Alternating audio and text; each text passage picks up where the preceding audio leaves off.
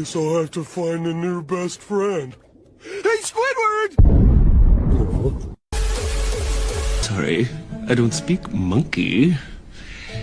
Banana? Need to go back to burning women alive more.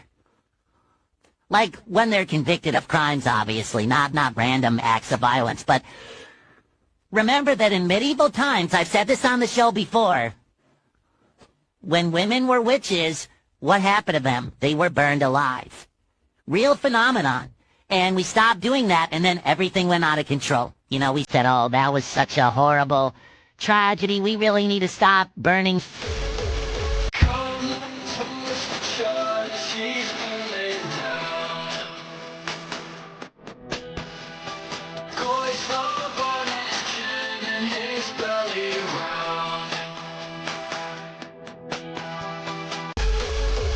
Charlie Kirk has been on another planet lately. He is showing everybody why they call him the Big K. Over the last few games, he dropped 62, 74, 66. What is Kirk doing? Look at Kirk and LeBron. This is because every single night, the numbers keep climbing and climbing. Wait. He's averaging 67? Okay. Kirk, 67. Remember the name? That defender just lost the argument. Counting or not counting this freaking dunk. Come on, Charlie. He's so locked in, he's crossing up his own teammates. What are we watching? He just crossed him up harder than a campus Q&A. If you want to...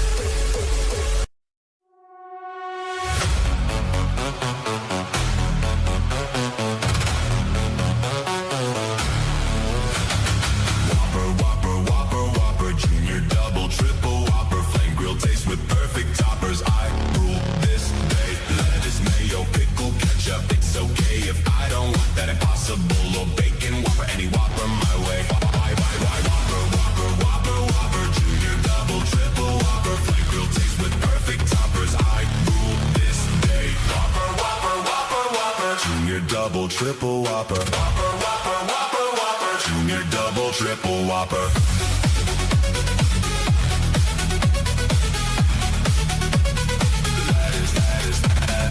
Lettuce, mayo, pickle, ketchup. It's okay if I don't want that impossible or bacon Whopper. Any Whopper my way.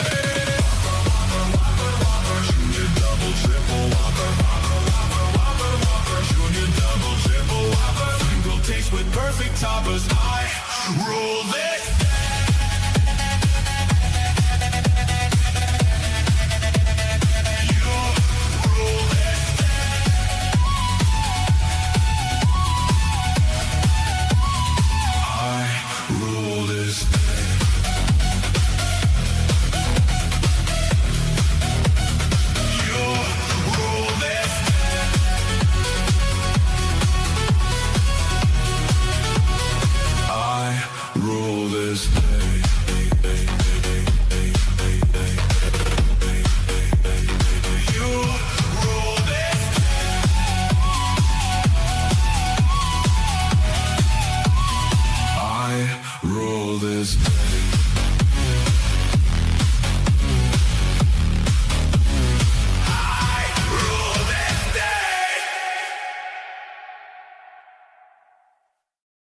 Good evening, ladies and gentlemen. Hope you're having a wonderful day today. We have many wonderful, exciting things to talk about tonight. We have a little bit of good news for once, a little bit of good news on a Friday night. I'm sure you'll all be down for that, rather than just a little bit of rage bait. Some Iran updates, you know, of course, we're at the end of the original 5-day peace that was extended another 10 days to May 6th. So will I be back here streaming in about 5 hours when we, you know, attack Karg Island, take the Strait by force? Who knows? It might be a very, very long night for all of us here. So we got, you know, Chinese spies planting bombs at CENTCOM. We got a lot of interesting gun news, actually. That's some fun stuff going on. A little bit of rage bait with guns. HK doing the thing that you probably didn't want them to do, but some of you will buy it anyways. Black Rifle Coffee Company losing 95% of its value. What? Who could have seen that one coming? Tragic. We're not entirely sure what happened yet, but a Secret Service agent, did shoot himself in the leg with his P-320 while escorting the former First Lady, which is interesting. Could be a fun time there. I'm sure that there's more to that story. We have a Fed boy being a Fed boy. Sad update on Noelia, of course, and a little bit of rage bait and the stream. All right. But there's nobody else. It is a solo stream tonight. Some people are a little more excited for the new American empire. Unfortunately, though, it's not going to be for us. We're not actually going to be taking the land for us or colonizing it. It's just going to be putting troops there for the next 20 years. And then we're going to pull out. It's like, and what did we get for all that? We're not entirely sure yet, okay? Still not entirely sure. A solo stream tonight, solo, relaxed, Friday night for me and the boys. A new Aryan Empire. Yeah, the new Aryan Empire is much browner than we first thought. So, oh well. Well, let's get into some of the good news, shall we? I know that there's some fatigue happening here and there, but the new Pixar movie is looking very good, okay? Fatigued, coming to a theater near you, the story of one Shiloh Hendrix and the fact that her egregious charges for using funny little words after someone tried to steal, a little individual tried to steal her child's bag, of course, and then she used some colorful language to dissuade him from doing so. And she got charged with a bunch of silly crimes, which ironically could have landed her in more prison time than literal pedophile rapists in Minnesota have gotten less prison time or been threatened with less prison and jail time than Shiloh Hendrix for simply calling these types of people a word. So a little bit of good news there. Same vein of good news. The officer who dispensed justice upon Renee Good, pretty good combo, you could say, will also face no criminal charges because, of course, she did hit him with her vehicle, regardless of the circumstances leading up to it, before he terminated her lease on life. Now, I mean, it's truly tragic. She should have not been there in the first place, but lawful but awful, as the kids say. So now let's go ahead and let's get into the Iran update. All of us are now of proper soldier age, as the minimum age is now, 42? At least for the Army. I think the other ones haven't changed too much. I know the Navy was planning on raising it, and the Marines is still something like 28. But listen, you and I, okay, we can be cannon fodder. All right, we have earned the opportunity in the great American empire to be cannon fodder for really inexpensive drones made in the third world. That's all right, though. We'll make do. Now, speaking of some updates, earlier today, there is a tanker attempted, and a lot of emphasis on attempted to pass the strait without paying the $2 million toll. And the IRGC simply said no. And so the tanker is now in pieces. It's no longer that thing. So instead of paying the $2 million toll to get through, they lost $100 million worth of product. So I'm not sure if that was a good deal or not for the tanker. Hopefully the crew managed to make it off, but that took some serious firepower. So the strait, regardless of whatever American politician tells you, is still closed unless you pay them $2 million or happen to be Iranian, Chinese, or Russian. So that's current state of passing the Strait of Hormuz. No, thank you. On top of that, this is new imagery coming out of a base in Saudi Arabia where we have a lot of our tankers stored. And this is old imagery, I believe, that just has not been released, that I suppose they were trying to hide from the American public, showing the before and after drone strikes, missile strikes, showing, a few smoldering wrecks. Fortunately, no Americans were killed. Allegedly, 10 were wounded. But our infrastructure, our bases in the region are being hit. And again, I believe this is older footage that was just been made available, not by the Americans, by the way. Been available for us to see, and it kind of goes to show you that nobody really has the full picture of what's going on outside of the actual intelligence agencies, because we don't get to see all of the damage in Israel, all the infrastructure damage there, and they are not reporting on all of the hits on American bases and American assets in the region. A lot of that information is very tightly controlled. And on top of that, we also don't get all of the information from the Iranian side either, because, well, the internet's down and they're also very closely trying to keep everything within the region. Now, Marco Rubio wears many hats, does many things, you know, but he also says some things sometimes. Secretary of State Marco Rubio says the Strait of Hormuz could reopen tomorrow if Iran allowed it, which is true. I could be a millionaire tomorrow if the bank just allowed me to take it. If the bank just gave me all their money, I could be a billionaire tomorrow, which is true. But I think we have to incentivize them to do that. I think that we need to,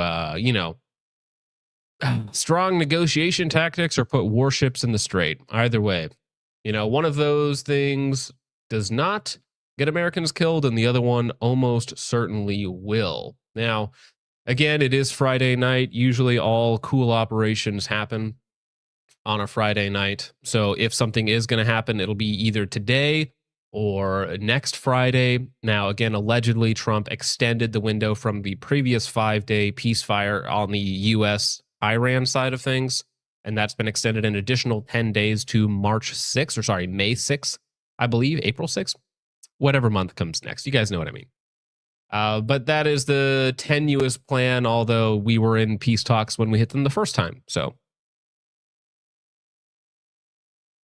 oh, sorry, my bad.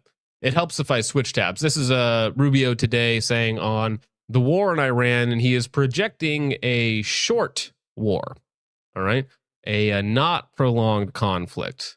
Just keep all this in mind for the next 6 months when we're still reporting on this, okay? Troops being sent to the Middle East, sir, what role could they serve other than preparing the way for a potential ground invasion? And while you speak about several weeks, are you concerned that this could embroil the U.S. in the kind of prolonged conflict, that President Trump came to office promising to avoid? This is not going to be a prolonged conflict.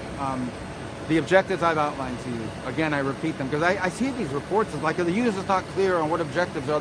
We've been as clear as you can possibly be from the very first night of what the objectives of this mission are. We're going to destroy their factories that make missiles and rockets and drones. We're going to destroy their Navy. We're going to destroy their Air Force. And we are going to significantly destroy their missile launchers so they can never hide behind these things to get a nuclear weapon.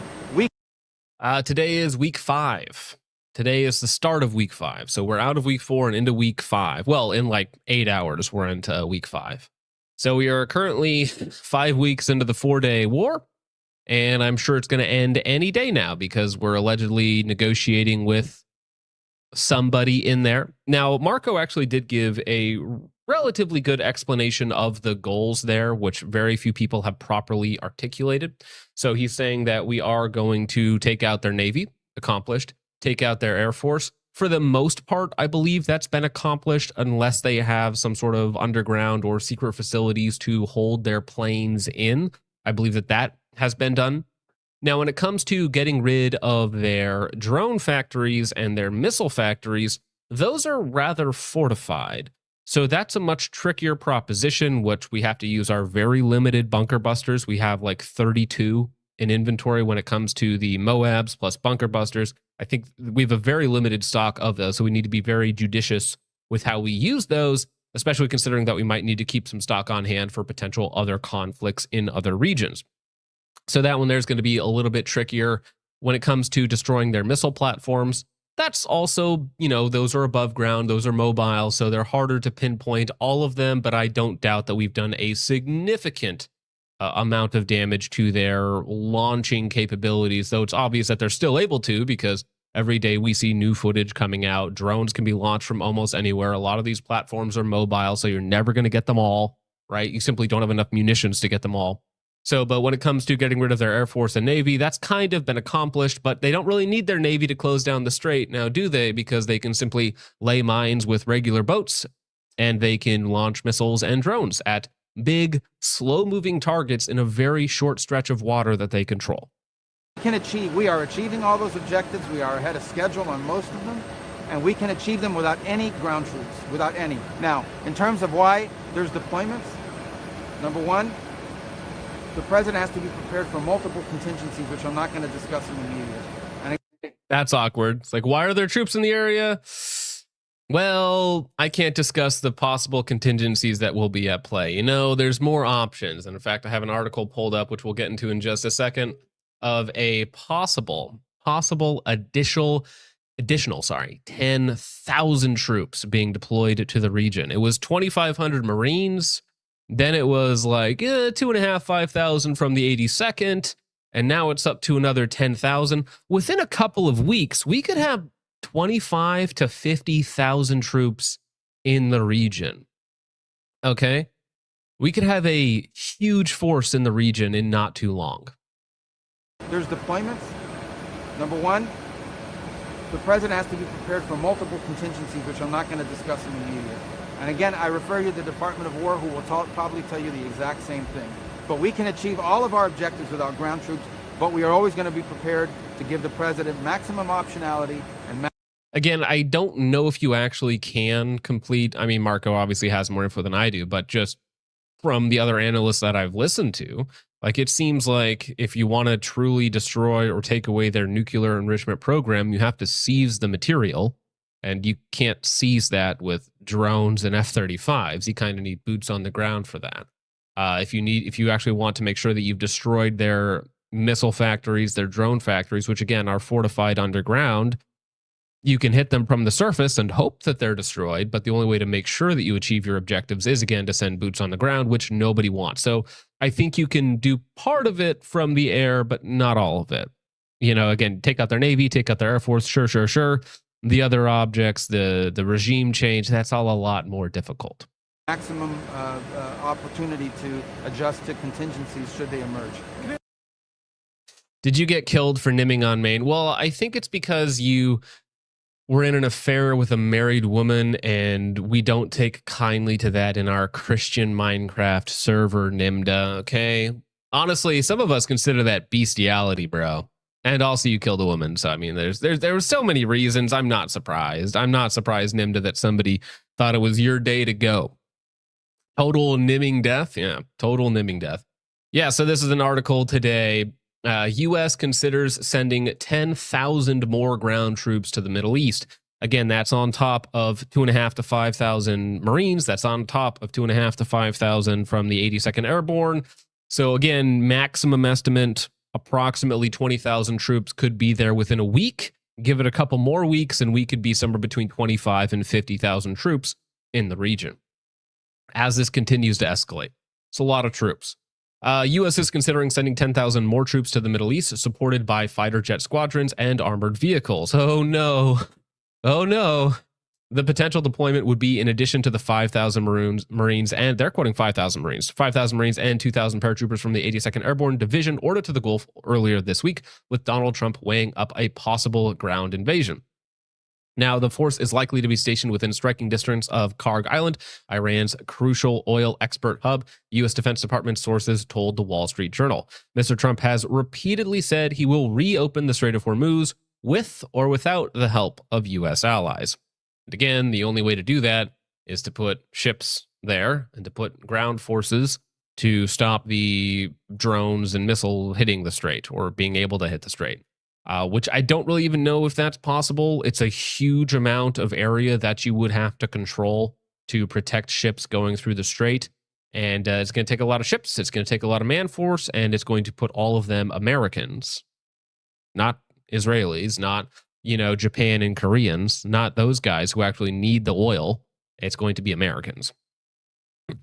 He is considering the movement of troops as Iran and the U.S. continue early peace talks, which he says are going very well. Again, I don't really know, even if you love President Trump, I don't know if you can believe anything he says, at all, because he's always going for an angle. There's always something else, art of the deal, 4D chess, whatever you want to call it. There's always something else at play.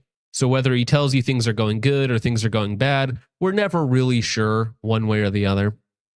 In a post on Truth Social, the U.S. president said, I am pausing the period of energy plant destruction by 10 days. So they're extending the original 5-day piece to 10 days. And talks are ongoing. And despite erroneous statements to the contrary by the fake news media and others, they are going very well. Now, Iran has somewhat said that that's not really happening. But again, you don't trust them either. So there's not really a good, trustworthy source in any of this. And that's really the problem. And that's really the thing most people are frustrated with, is that the American people themselves don't have anyone to trust. They don't know which way this is going. They're essentially left in the dark without a lot of answers. And that makes people frustrated, especially when ostensibly they voted for Mr. Trump to not to do this. And then, of course, everything's getting more expensive and our allies in the region are not having a great time. Now, Qatar withdraws from the war. This was like a big story going around, and I don't know why this really matters all that much, considering that they're there in some capacity. But I think this is more of a plea to be like, hey, Iran, if you could not hit us or our oil fields, that would be great. And they say Iran has been here for thousands of years. No one is going anywhere. Total destruction is not an option. So again, they're kind of formally withdrawing their support for the war in Iran, for the ground invasion, for the regime change there, I suppose, in a strategic plea to get them to stop hitting their infrastructure. Be like, please don't do that. It's very expensive. It's very costly. And we would like you to not do that so that we can continue to make a lot of money. Which, again, makes sense. Now, a little different update, moving away from Iran directly anyways. They had an IED placed at MacDill Air Force Base, home to CENTCOM and U.S. Special Operations Command. A brother and a sister have now been indicted. One is in custody for accessory and evidence tampering, and the primary suspect is charged with explosive offenses and is currently in China. Yes, Chinese nationals planting bombs at U.S. CENTCOM. That seems like an interesting escalation, because now I would never blame the Chinese government for directly being involved in something like this, of course. But, a huge amount of China's oil does come from the strait, like 75%. So imagine a hypothetical scenario. This is hypothetical, of course, where we take the strait by force, and then we close it off to China, right? That's a big hit to their energy pipeline, right? Their energy supply lines. That's not a great thing. So China being a little wary of the U.S. directly controlling the strait, they might also not like that from a geopolitical perspective, right? All right, so a man charged with planting explosive device at U.S. military base had fled to China. A man who has since fled to China was charged with placing an IED outside the visitor center at a Florida military base housing U.S. Central Command, which is leading the joint U.S.-Israeli war effort against Iran. During a press conference Thursday, U.S. Attorney for the Middle District of Florida, Gregory Cahill, detailed how investigators believe the man, Alan Zhang, placed the IED at the base and how his sister, Anne Mary Zhang, helped him cover up his crime and flee to China. Cahill said investigators do not have evidence that a foreign country is connected, other than the fact that, they're Chinese. They went to China. We just had another sailor indicted for selling military secrets to the Chinese. And it really is to America's detriment that we do not view the world in any sort of racial terms, right? So, like, if we have, let's just say hypothetically, 600,000 Chinese students that were going to be coming to the US, like, we don't view those as like foreign operatives. They're like, oh, they're just like us. They believe in la democracy or something like that. And it's like, no, they're foreign assets and they work for what's best for themselves and their people, right?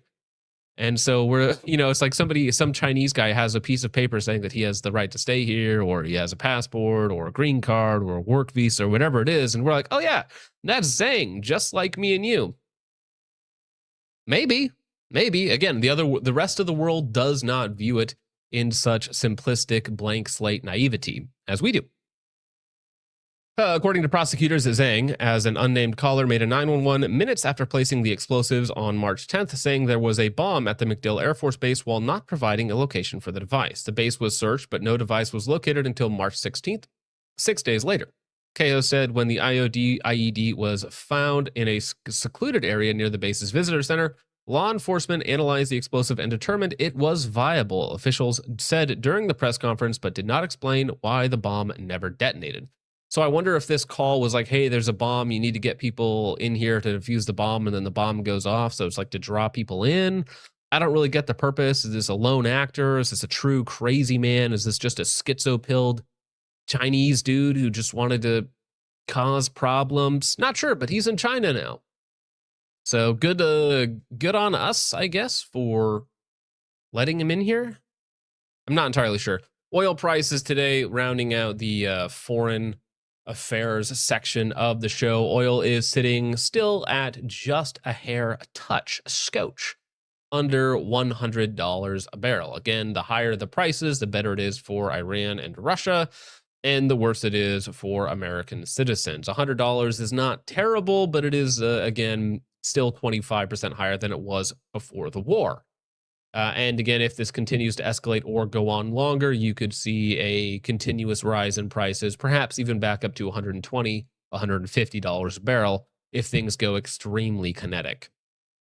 So, well, now let's get into the gun section of the show, because we have some new interesting rage-baity things to talk about. The first one is going to be my own personal stuff. Today, I finally bit the bullet. Well, I bit it like a month ago. I just waited for them to arrive. I bought direct from HoloSun because I didn't want to get free product from them, so I just bought directly from them. I bought their new 407 comps, which are their gold dot. Well, I bought the gold dot version, but they're the cheap version of the 507 comp.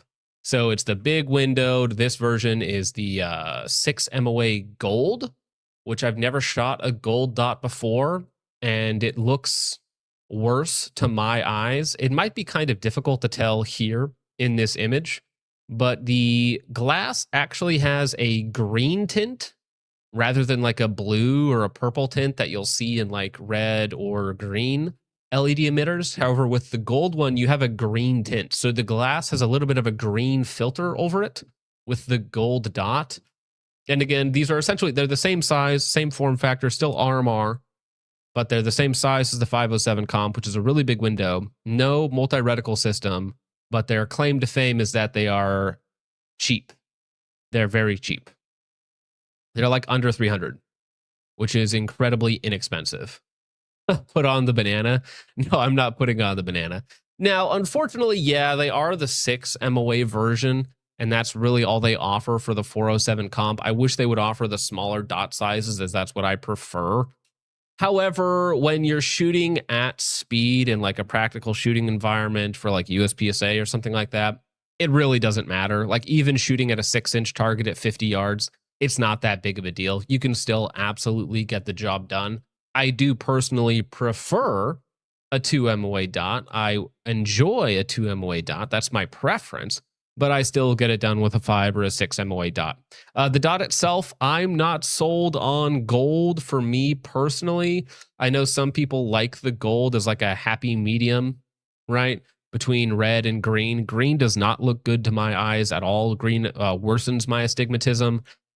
Orange is also worse. Red might be the best for my eyes. Now, I'm still going to get out there and, shoot it a bunch, but I do have a lot more time to put in with these things. I did hit 20,000 rounds on the 507 comp that's on my Shadow, but more time to evaluate to see if I actually like the gold. Gold, yeah, I don't get the gold. It's supposedly a happy medium between red and green. That's how I had it explained to me at SHOT Show. It just doesn't look that good to my eyes. It doesn't look that good. So we'll have to see how it works in live fire. Maybe I really like it because it's supposed to not be as distracting as red or green because it has like more of a natural tone to it. I don't know. Okay, we'll figure it out. We'll figure it out together. I bought 2 of them. One of them is currently on one of my Canics, and then the other one is on the Roland Special Ed. So that should be fun. It's really just an excuse to shoot that gun even more. Now, here's something that I found interesting. Somebody sent this to me right before the show, and because I saw it, you have to see it too. This is the new Temu corner shot prismatic, where it's like a 3-way mirror system that shows you the direct view through the optic, no matter where you're looking at it. So you can like put the rifle in front of you and aim around the corner or aim above a trench. You know, if you're in Ukraine and you're fighting in trenches like it's World War I, you can put the gun outside and, you know, take a shot that way. It supposedly, again, no matter how you look into this prism that you mount behind your optic of whatever height that has an adjustable height and mount, which is actually, that's kind of trick. That's kind of smart to do because, of course, you can have, you know, tall mounts, low mounts, whatever it might be for your red dot. So putting this behind it with an adjustable height mount to get it to, I don't know, 0 properly or something, it's a interesting solution. So supposedly, again, when you look through the side here, it then, through a series of mirrors and bending light and magic, allows you to see the forward view through the optic, which again, if true, I don't even know how that works because I would think it would be like a really tiny, really small projection of an image. So it'd be like looking through like a quarter, you know, like trying to aim with something like this small away. So I would actually be interested in trying it merely for the gag element, merely for the funny element, right? If it works at all. I'm morbidly curious. No, I do not believe that this is a serious product. Although, I don't know, maybe if you're a true CQB Slav Chad and you just need this for room clearing, even though I feel like there's more efficient ways to clear rooms, certainly. It's just such a novel, weird thing. And it's got like, it rotates so you can like, if you're at an angle lifting around or something like that, you can still get a good view, you know, if you're posted up in some weird head glitch somewhere, you know, you got the craziest line of sight in your basement or whatnot while you're waiting for the feds to raid you. I don't know, dude. Again, and it's got adjustable height. It mounts to pick. It's unique. Okay. I don't know of any other way to say it. It's unique. Now, I'm also curious, does it work with magnified optics? Like imagine having like a 10x optic or a, you know, just say an ACOG or a prism or something set up. And so you're like corner peeking somebody at like 300 yards or corner peeking somebody at like 400 yards or something absolutely nuts with one of these things. Does it introduce parallax? Is it usable? Like I'm curious, but morbidly so. Okay. Not because I think it's useful, but purely out of my own sadistic sense of enjoyment. Okay. Yeah, I really would still be terrible. I'm sure it's got to have parallax. It's got to have parallax of some sort. And again, CCP and Amazon, thank you for your support. What is this? Is it the Glorifier system? Let me look it up on Amazon real fast because I wonder what the cost is of this. Watch it be like $300, which would be like way too overkill for that. Glorifier. Let's see. I don't know. What do you even call this thing? What do you even call this thing? Corner prism sight. Corner prism. Let's see. Oh, yep. You know what? I did get yet another update on the M7 and the XM157 optical system. Spoiler alert. Not great. Not great. Now, we went through this same article last year because they do the same test and evaluation every year. They're required to put together a report on it. I'm not going to go through the full report as it's not particularly interesting. Fortunately, Soldier Systems did put together a good enough article for us to read through here. All right.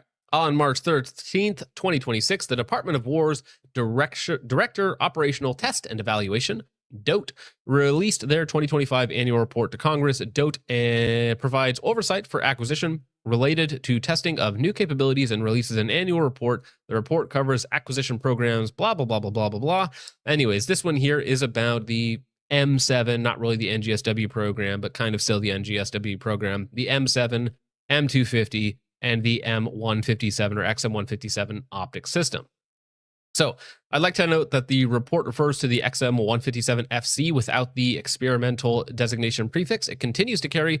Over the years, I have noted such instances of small details slipping through the cracks on the reports, which remain at a very generic high level for executive use.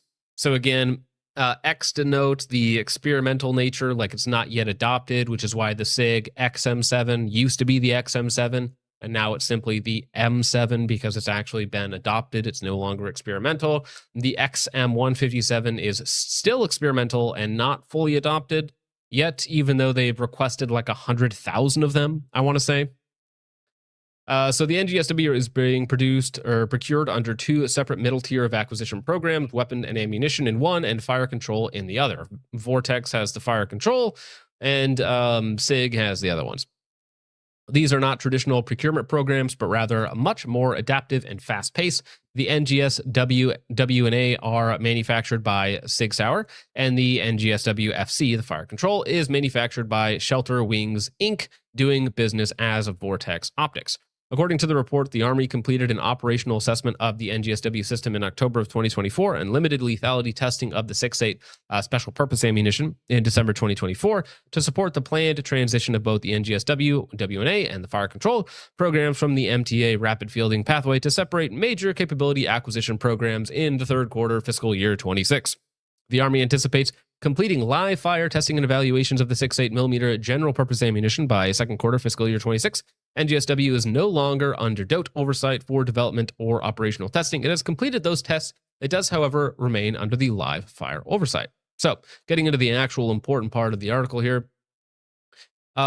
Early fielding report assessed individual soldier and squad performance using the NGSW system on static and maneuver ranges, highlighted the weapon's suitability and soldiers' safety concerns, and compared performance of the special purpose ammunition to that of current ammunition against specific types of targets. So overall results of testing revealed these comments, including the EFR report. Individual soldiers consistently qualified with their NGSW, and when firing on the variable distance range, demonstrated the ability to engage targets at extended distances. So I believe the NGSW, or just the M7 as it's known, when equipped with the right ammunition and fire control unit, that being the XM157, and when it's operating properly, does allow soldiers to more readily hit targets at distance over simple red dots or even an ACOG or something like that. You get a lot more magnification, and for the average low skill, lowly trained grunt, it is going to make a big difference in actually making those hits out to distance. There's less wind calls, even if the accuracy isn't like better than a standard M4. In some cases, it's worse. But making those wind calls and less drop at distance is going to make it easier for the average grug-brained soldier. And I'm not denigrating them in any way, shape, or form. I'm just saying that's usually the case. 6.8 by 6.8 S special purpose ammunition generally provides increased lethality over the M855A1, the special purpose ammunition for the legacy M4A1. Yes, the 6.8 cartridge is much more lethal than the 5.56 case. That is very true. 100%. Improvements to the system reliability. This is the important one. So what needs to be fixed? Well, we need the system to be more reliable. We need it to be safer. Human systems integration and compatibility with cold weather operations are needed. So overall reliability needs to be better. And again, this is post their exercises and post their fielding of the units to see like, okay, what needs to be changed, what needs to be updated. And it's kind of the same thing that it was last year. It's like, hey, can you make it more reliable? Can you make it safer? Can you, allow it to operate better in cold conditions? And when it comes to human systems integration, that's because, spoiler alert, the XM157 optical system doesn't really hold 0, which is problematic, right? During the operation, soldiers reported negative psychological or physiological effects caused by the noxious off-gassing from their weapons. Now, these it's a lot of, okay. Even with a flow-through can, you're still going to get a lot of back pressure if you're shooting from a static position for longer strings of fire. Keep in mind that the ammunition that they're shooting is rather hot when compared to standard pressure ammo. Even if it's not 80,000 PSI, it's going to be 70,000 PSI, something in that range. And it's got a lot of gas in those cases, okay? It's a lot of volume. So no matter how flow through your systems are, you're still going to get gassed out as the shooter if you're shooting hot, long strings of fire with a large, heavy weapon systems like the M7. During the operation, soldiers reported negative physiological effects caused by noxious off-gassing from their weapons, as well as concerns about the extreme heat from the weapon's suppressors after firing. Now, suppressors just get hot. They just do. You know, it doesn't matter what you're shooting, 9mm, 5.56, 308, 6.8, they get really hot really fast. So if you're doing, again, a long string of fire through a exercise, like a simulation style exercise where you're engaging targets close range, far range, moving and shooting, all that sort of fun stuff, suppressors are going to get insanely hot and just always pose a burn risk, and there's no real way to mitigate that. So whether it's, again, the 5.56 or whether it's the 6.8 by 51, like, suppressors get hot. So there's not really a way to fix that. So now here's the part that's interesting. The M250, which is the light machine gun variant of the M7, firing the same cartridge, very similar setup, you know, same suppressor, all that sort of, the controls are going to be very different, or at least as close as they can be, you know, carbine versus light machine gun. However, with those and the XM157 optics, they did not retain 0 during the operation or the airborne test. So once again, the very fragile, very novel XM157, which again is a combined Vortex LPVO, ballistic calculator, drop compensated reticle, like everything that a optic can do, this does. It has interesting connectivity issues. If the screen, for whatever reason, dies, then the optic stops working and you can actually just get a physical blue screen on your optic window, which is suboptimal, right? Because everything's done within the glass itself.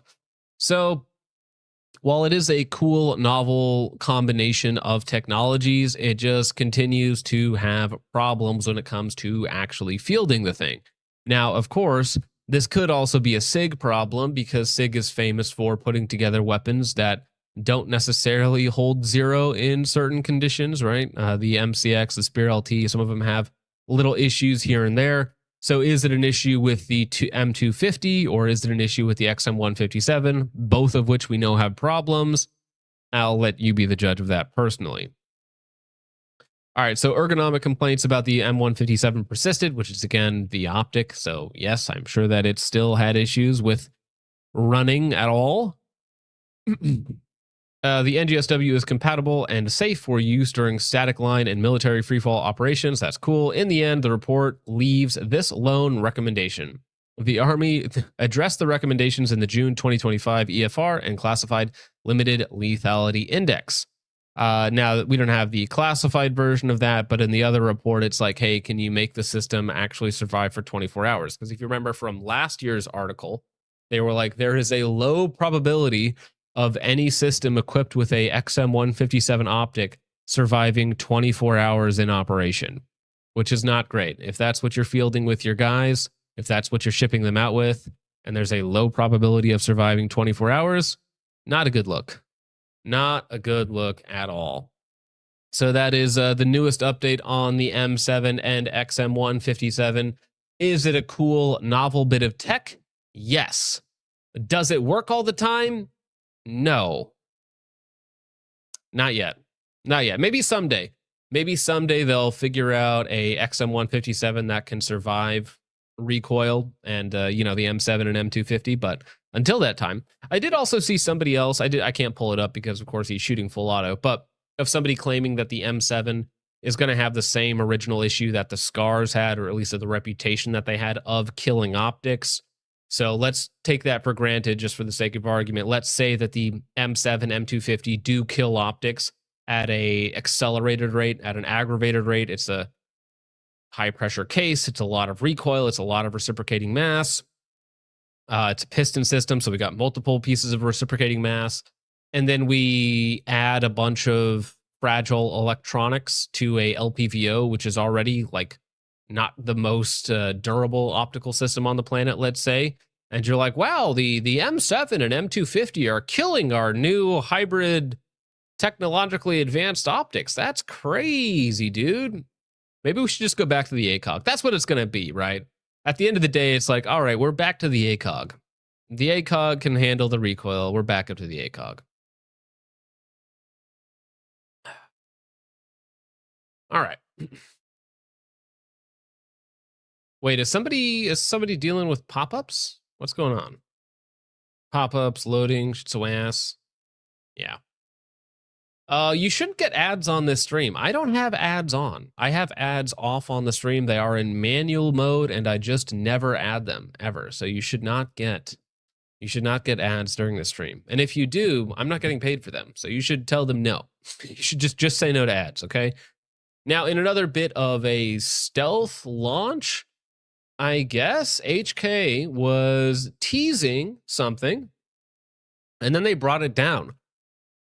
They even had it listed on their website for a moment or two, and then they took it off. Now, this is probably not the HK that you guys were looking at buying. I don't think that this is going to be exciting to any of you. I don't think. I'm not entirely sure who this is for. But we have the HK CC9, which is HK's take at the SIG P365. All right, you know, it's only a decade late, nearly. So that's interesting. You know, right? Who's interested in a HK 365? Is that exciting for you guys? Are you guys excited for a double stack or a 1.5 stack Wonder 9? It's currently out over in Europe. I know that, but it hasn't been available to the US market. Again, they posted something to Instagram for a minute and then took it down. So it's no longer up. It was listed on their website for like 5 seconds. But again, then they took it off. So, I mean, we took screenshots of it. Guys in the Discord did, so that I can pass it off to you guys. But yeah, so this is the VP9CC, which is the small. So it's the VP9, I think 3.6 inch barrel, 3.2 inch barrel, something like that. 10 round standard capacity with like a 12 or a 15 extended magazine if you so desire. It does have built-in optics, and it has the, you know, European style paddle mag release, which I hate. I hate paddle mag releases. I know some people like them merely for aesthetic purposes, merely because they, you know, it's cool, it's European, it's different. Okay, fine. As for me, I prefer just a button, please. A simple button. Don't make me, you know, play with some lever in the trigger guard itself. Not because I think that's unsafe, but simply because I have small hands, okay? So the further you make me reach, the worse it is for me. Yeah, I know, dude. RC says, manlet hands hate the paddle. It's true. It's true. Now, maybe for some of you, like absolute mongoloids with like 12-inch long fingers and just, you know, baseball mitts for hands, maybe you're like, listen, if there's a magazine release on the grip itself that's a button, I'm gonna hit it. So I need that paddle mag release. That's fine. We got some paddle gangs in here. Yeah, only 10 years late to the party with a high bore axis, comparably big. Plate, micro 9, paddle mag is cool, but wow, HK, you suck, and we hate you. Don't worry, they hate you as well by Sugar Bee Apples. They certainly do not care for you in any way, shape, or form, or at least in any way that's reasonable.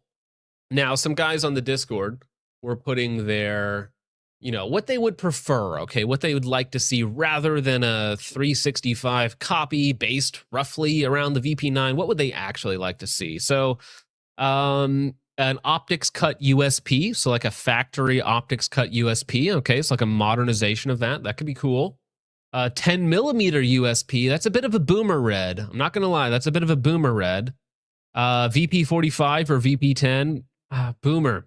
HK guys are boomer, man. Although, I mean, you are HK, right? So HK guys being 10 millimeter guys, that checks out. That actually checks out.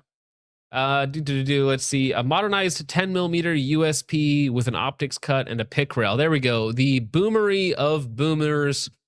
10 millimeter USP optics cut with a pick rail so that I can carry that for bear defense, baby. Bear defense, USP, 10 mil, optics cut, pick rail. You're just asking for a modernized USP. I get it. You know, if you like the USP, some of you guys out there are big fans of it. You think it's cool or whatnot. Not me. That's fine. So you can look at the specs that were on the website. So 9x19, of course, 10 round flush, 12 round extended. Now, weight without the magazine, 17 ounces, very lightweight. Very, very lightweight. Trigger pull, they're rating it 5 to 6 pounds. Whatever, not particularly exciting. You can see here the optic system, which I actually like. I know some people were saying, oh, this is bad, I don't like this. I actually think this looks quite good as a plate system because of how it sits in the actual frame or the slide itself. It is very deep in the gun itself, which provides a lot of stability. So it's in 507K RMSC or RMRCC. You know, you got both the small form factor optics in there, at least the major ones that are out there. So I actually like the way that the plate system looks, and you can see here how low it sits within the actual slide itself. So this gives you a lot of material to clamp onto, right? Or a lot of basically like a big recoil boss within the slide. So I don't mind the plate system. And if you're like, oh, but it's too tall, John, look how low this sits. Like your rear iron sight is perfectly in line, lower 1/3 kill witness basically through the Vortex Defender, right? So, I mean, it sits really low, and I guarantee you there'll be some psycho company out there that's like, you know what? We can make an optics plate even lower. You know, a Rise manufacturer is going to come out and they're going to be like, well, we made one and it is 40 millimeters, not 40. It's like, hey, it's 4.1 millimeters lower than the original plate. I mean, but listen, like the way that the plate sits in the gun, it looks very robust. It's an actual plate. It's not the garbage that Glock decided to do with their Gen 6. It's not what Smith & Wesson with their... Are they still using plastic plates too? Plastic little shim adapters, Smith & Wesson? I hate all that stuff. Like if I'm going to be buying a plate, like it's got to be metal. Okay, it's going to be a metal plate. It's going to look nice. It's going to provide structural support. It's going to have recoil bosses. It's going to lock into the optic and the slide. And, you know, it's going to do all the things that I want it to do. This optic system sits really low. You know, you don't need taller sights to co-witness. Even with like really low sights, you'd probably still be able to see them in like the bottom 10% of the window.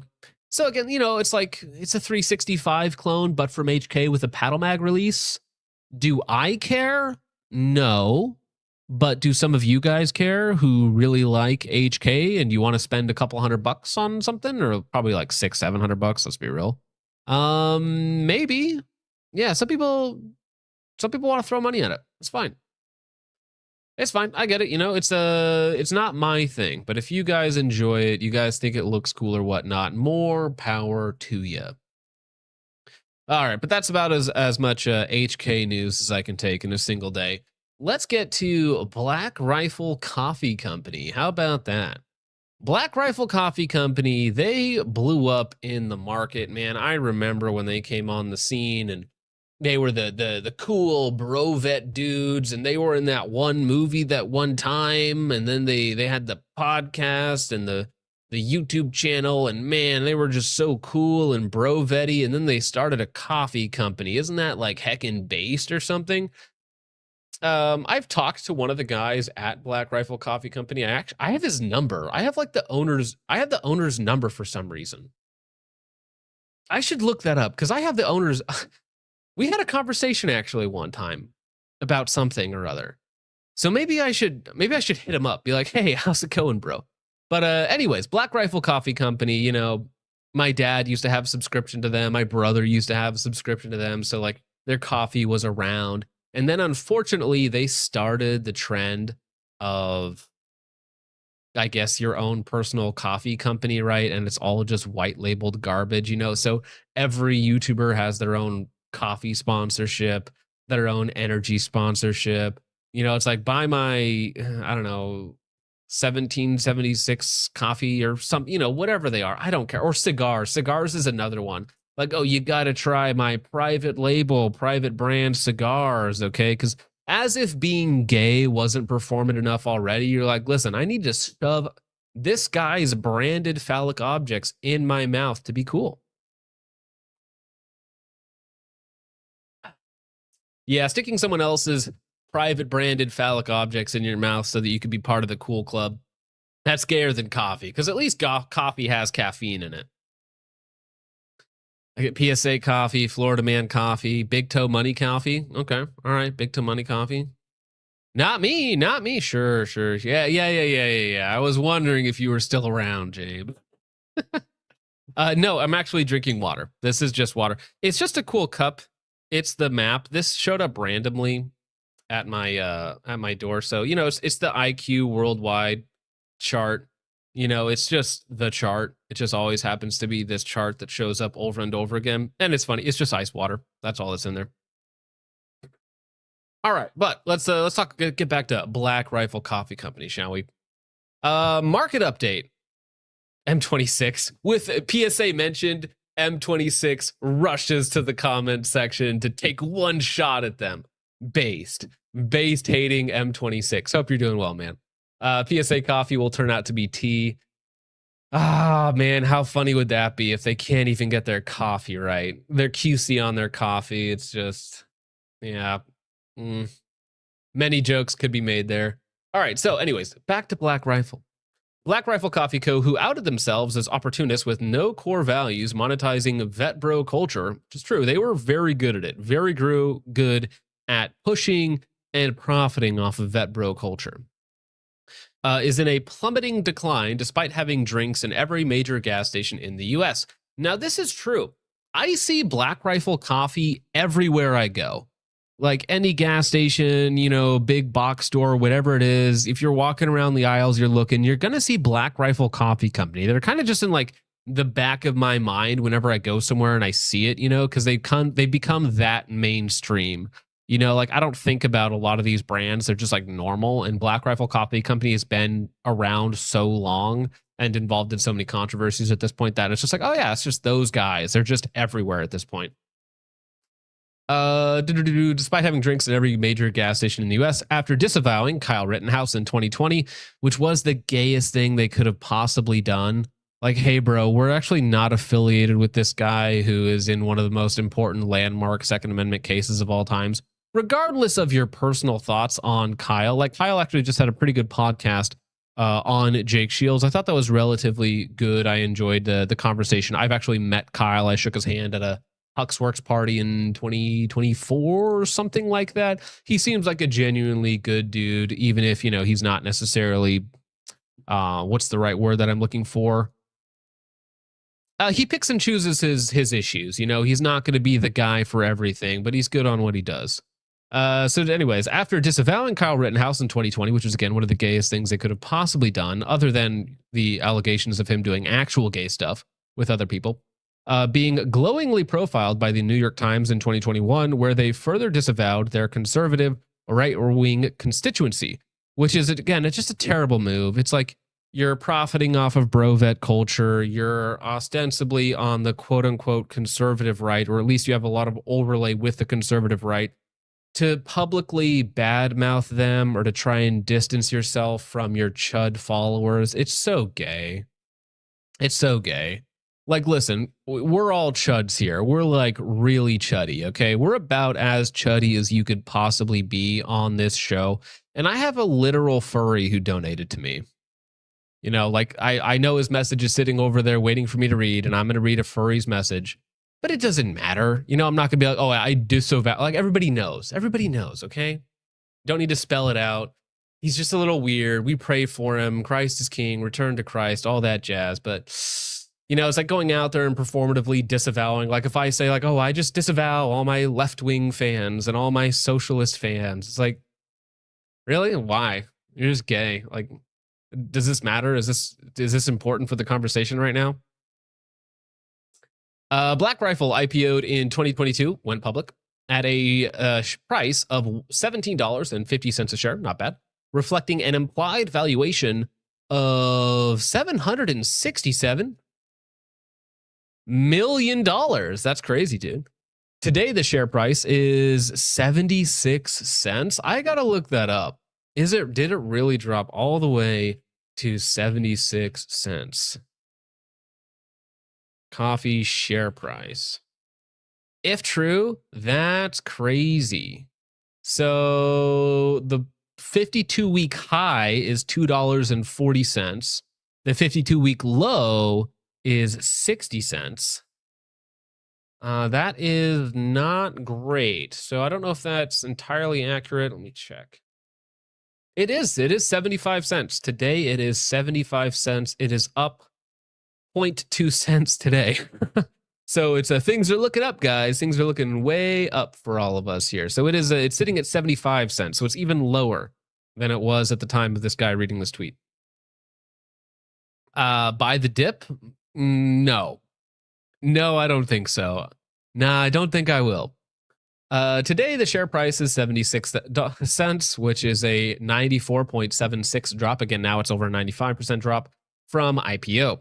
If you bought $100,000 worth of Black Rifle Coffee Company in 2022, you would have less than $5,000 today. And again, that's because the price has dropped further since the time of this tweet.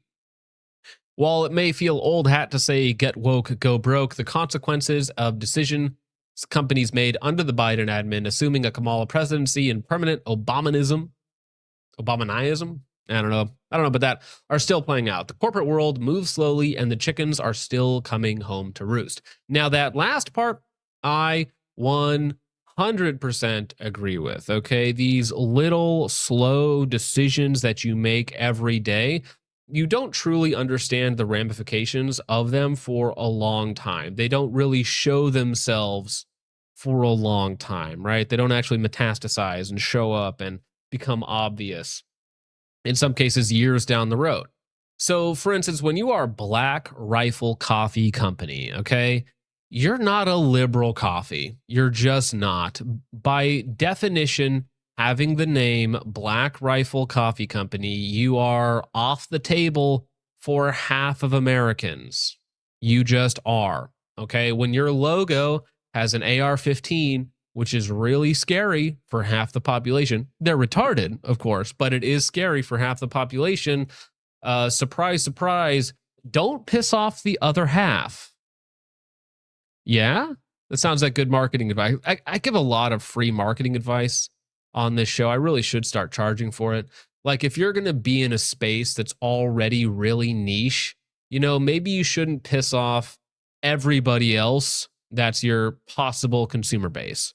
You know, so turning your back and trying to distance yourself from Kyle Rittenhouse again during the most pivotal time in his life and one of the most pivotal 2A cases in our lifetime. For sure, the ramifications of his actions here could have been dire on everyone had he not won.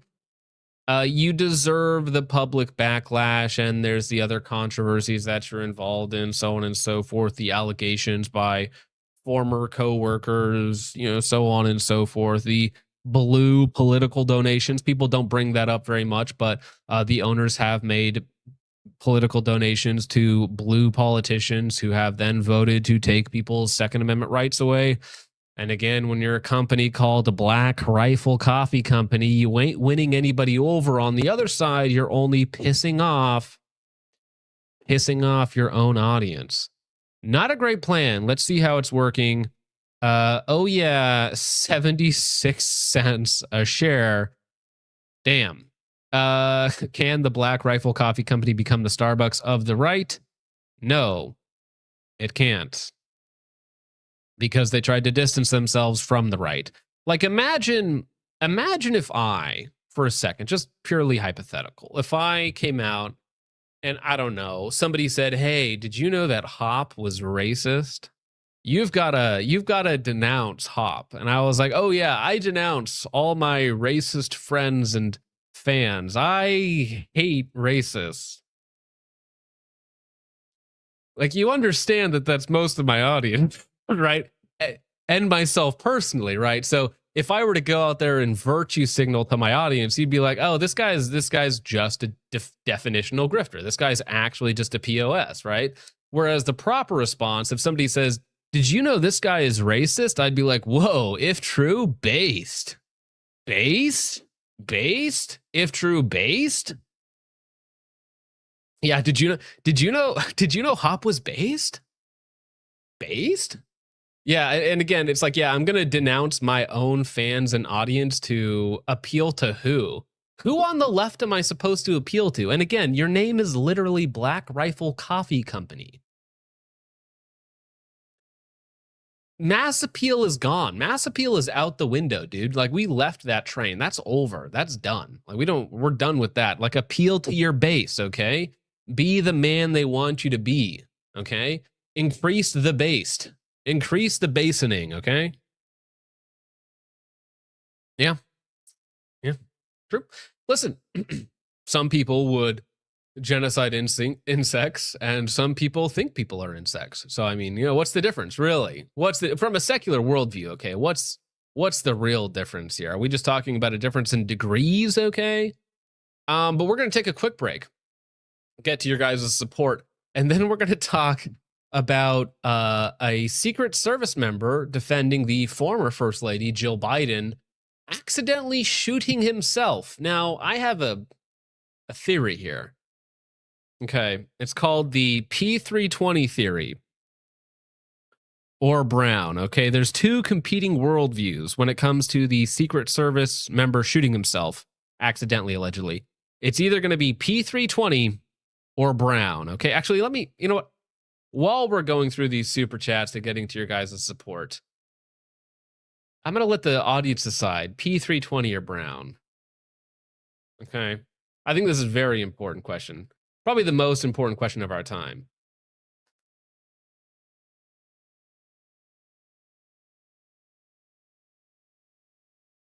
It takes me a lot longer to type this out than it should, considering it's literally like 3 words. All right. Now, you guys go ahead and vote in that poll. Let me know what you think. Cody Fisher for $20 says, happy Friday, boys. Yeah, good talking to you today, man. Hope you're doing well out there. Hope everybody's Friday is looking up. I got a couple new little sounders for you. I hope you enjoy them. Let's start out with this one, shall we? Sorry, I don't speak monkey. Banana. Did that not play audio? If that didn't play audio, that'd be so upsetting. I'd have to download it. Anyways, yeah, how about this one? Now, this one I know doesn't play audio, so say la vie. If that one, the other one though, I hope it did. Let me see. Does this one play audio? Why don't I hear it? What the heck? Oh, you know what? I know why, because I have to set my output here. 1 second. No, that sounds right. Okay, so it did play audio. Whatever. I don't know anymore. Thank you, Cody. I appreciate you. Lightspore for 2 says, let's hook up Nighthawk and Logan/Jake. Let's not do that.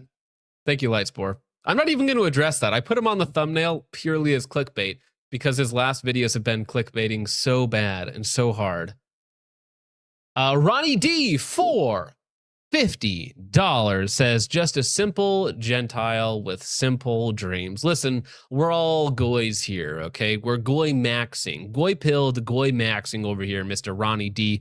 $50 is insanely generous, and I know what everybody wants, all right? I know. This is a song of the summer shit. You know it's funny. Walk on stage with no shoes on. All I need is feet, boy, I'm too gone. Hey, Jake money, big toe money. This is a song of the summer shit. You know it's funny. Walk on stage with no shoes on. All I need is feet, boy, I'm too gone. My feet feel good. Your feet where they should. Y'all just sitting in the grass with a cigarette. Jake money, big toe money. That's a bigger check. Walking in, everybody. Thank you, Ronnie D. I appreciate that, man. Hope you're having a good Friday night. Hope you guys are ready for the long weekend ahead of us. Amorite Boy for 2 says, Leighton Gayer than Tiger Woods in a rolled car. Dude, I saw he got arrested today for something, and I mean, a certain half of him is really coming out every now and again. It just comes out. Zanico for 2 says, teenage John. Yeah, I look a lot younger when I shave. And I know most people are like, oh, you're 30 years old? I thought you were like ancient or something. That's just, it's fine. Bushmaster over on Rumble says, I have information claiming they have a portable suitcase nuke in a bank vault in Tehran. They traced it back to an arms dealer in Azerbaijan. I can't talk right now. Named Kafarov after capturing PLR General al-Bashar. Interesting. I think that we will have to move on this. Yes, I think that's very important, very credible information there. Thank you, Bushmaster, over on Rumble. Appreciate you, sir. On Ko-Fi, let me get to these real quick. Where is it? Is it Guns and Rosaries? For 5 becomes a Ko-Fi caffeine creep. Appreciate that, sir. Polly B for $20. Funny, this is song of the summer shit. You know it's funny. Walk on stage with no. No, I'm not going to keep playing the whole thing every time. That's way too much.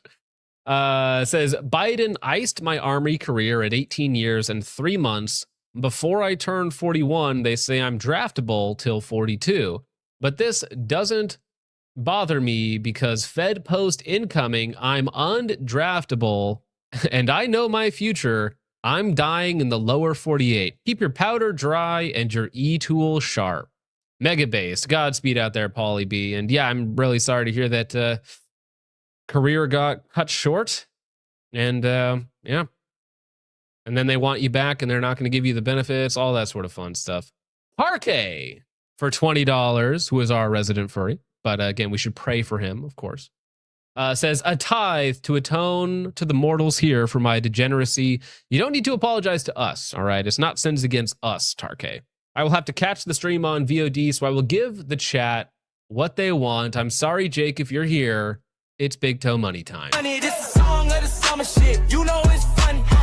Walk on stage with no shoes on. All I need is feet, boy, I'm too gone. Hey, Jake money, Big Toe Money. This is song of the summer shit. You know it's funny.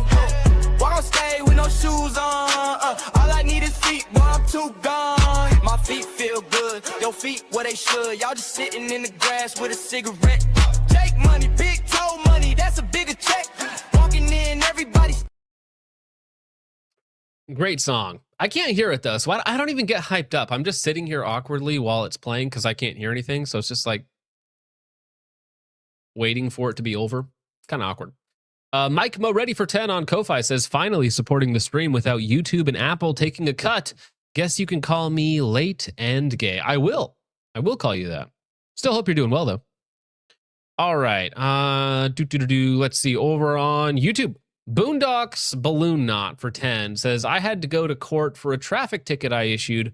When they reviewed the body cam in the courtroom, the entire court got to hear Big Toe Money from the live stream in my patrol car. That is so funny, dude. My audience and Jake's toes have been in court for a speeding ticket. I can't believe that that has happened, but that is very funny. I mean, listen, when we all get like arrested for anti-Semitism or something in the future, all of these records will be very fun to share together, okay? I hope our names are touching on the list. Thank you, Boondocks Balloon Knot. No one you know for 2 says, I'm 42, still have a chance. You're not out of the woods yet, bro. You can still die in the Middle East, dude. Dude, if you're 42, you've had like 3 chances to die in the Middle East, okay? Just got to do it at this point. Chud for 2 says, Renee Good was a sub 3 anyways. Nothing major lost. Well, I mean, I you know, again, it's still, so if I'm gonna cuck here and be like, well, you know, sanctity of human life and all that jazz or something. Thank you, Chud, though. Appreciate that. Zanyco for 2 says, price for you to Sharpie a narrow mustache on your lip, $1,000, okay? Because anytime I say something lower than that, somebody does it. But I will Sharpie a small mustache on my lip, the one that you want, for $1,000, Zany. Josiah Bush for 5 says, my wife and I had our first child 5 weeks ago, mega based. Congratulations, sir. What is something valuable you've learned over your fatherhood journey? The most important one is to just take the time to be with your kids, to be with your wife. I know everything gets busy. I know everything gets crazy, but you can't just let things get put to the side. Things go by the wayside. And it happens to me all the time where I just get sucked into whatever I'm doing. And it's like 4, 5, 6, 7, 8 days go by and I haven't really done anything intentional with my family. And I think that you need to just be intentional, set the time, invest in your kids, invest in your wife, and just keep everything rolling. All right. You're the dad, you're the father, you're the figure, you're the man. So you got to do it. All right. But congratulations and Godspeed out there, man. That's awesome. Paulie B for 2 says, week 5 of Trump's 2-week SMO. Not quite there yet. Thank you, Pauly B. No one you know for 2 says for Richard's cranium. Great cranium. Thank you, no one you know of. Zanico for 2 says, can Jake get drafted since he's technically Mossad? Well, he's also an Orthodox Jew. That's the new rumor that I'm spreading, is that Jake is an Orthodox Jew, which is why he doesn't show his hair or his face on stream, is because he has, the dreidels and the curl and the yarmulke and all that, which is why he wears the mask. So because he's an Orthodox Jew, I think he's exempted from being drafted. So again, that's the new rumor that we're starting here, that Jake is an Orthodox Jew. That's why his voice is so raspy from performing all those brisses on children. That's the new lore, okay? New lore drop, Jake lore update. Thank you, Zany. Amrite by Boy for 5 says, both the PRC and Iran don't need to win. The entire strategy is just to survive, which I agree. China at least currently has the ability to do that long term. Yes, but they would not enjoy losing 75% of their oil imports overnight. Now they could simply shift to Russian oil. And that would actually be good for Russia. So then it would create more of a duopoly between Russia and China and increase their collaboration against the West. So again, interesting things geopolitically there to consider. Thank you, Emery Boy. Lon Hurichi for 5 says, unique is generally not good. Look at Trench, Garand, and Taurus. But no offense, but those guys aren't particularly unique. I mean, like, Garand was the first one to do it.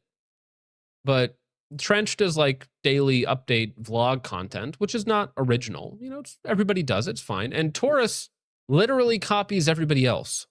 So I don't know what you're, unless it's like a counter dig and you're saying, oh, well, people who copy other people are lame or something. Maybe. Thank you, Lon. One over my head. Rubicant for 20. Sorry, I gotta play something. Here we go. This is a retarded take.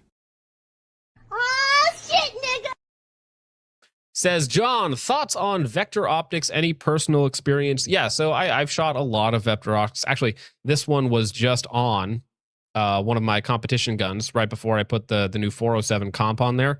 This is like the Frenzy big windowed version. It's pretty good. RMR footprint. I don't have any problems with a lot of their products. They make some silly stuff. The Continental line of LPVOs is really good. Their MPVOs are decent.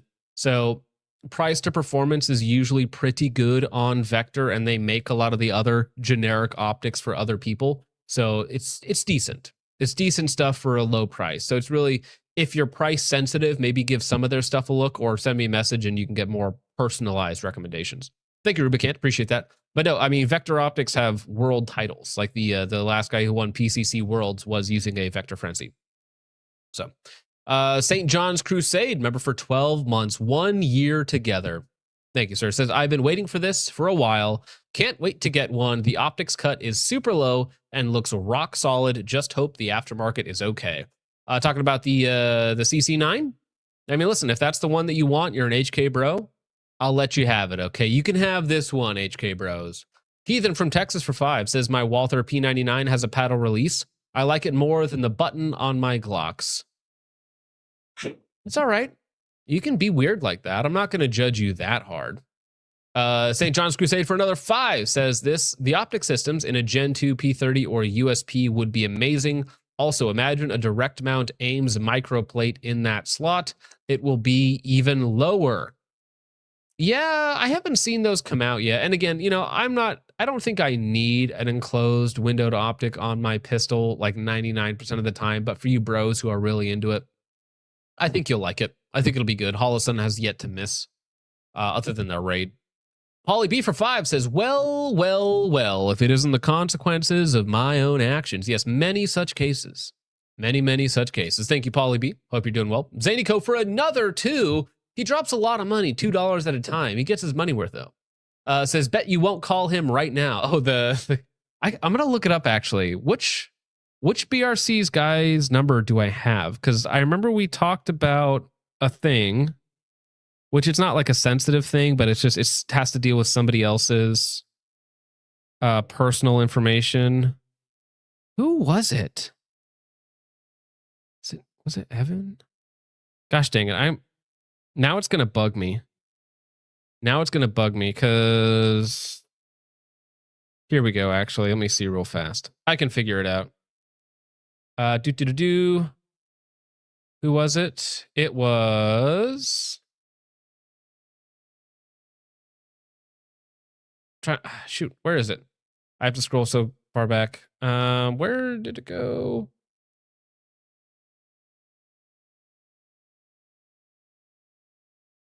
It is... Okay, Jared Taylor. I have Jared Taylor of Black Rifle Coffee Company's number. That's the one that I have. Thank you, Zany. Polly B for 20 says, more hate chat. Press S to spit on BRCC. Dude, this is you IRL right now, okay? This is you right now to BRCC saying, listen, dude.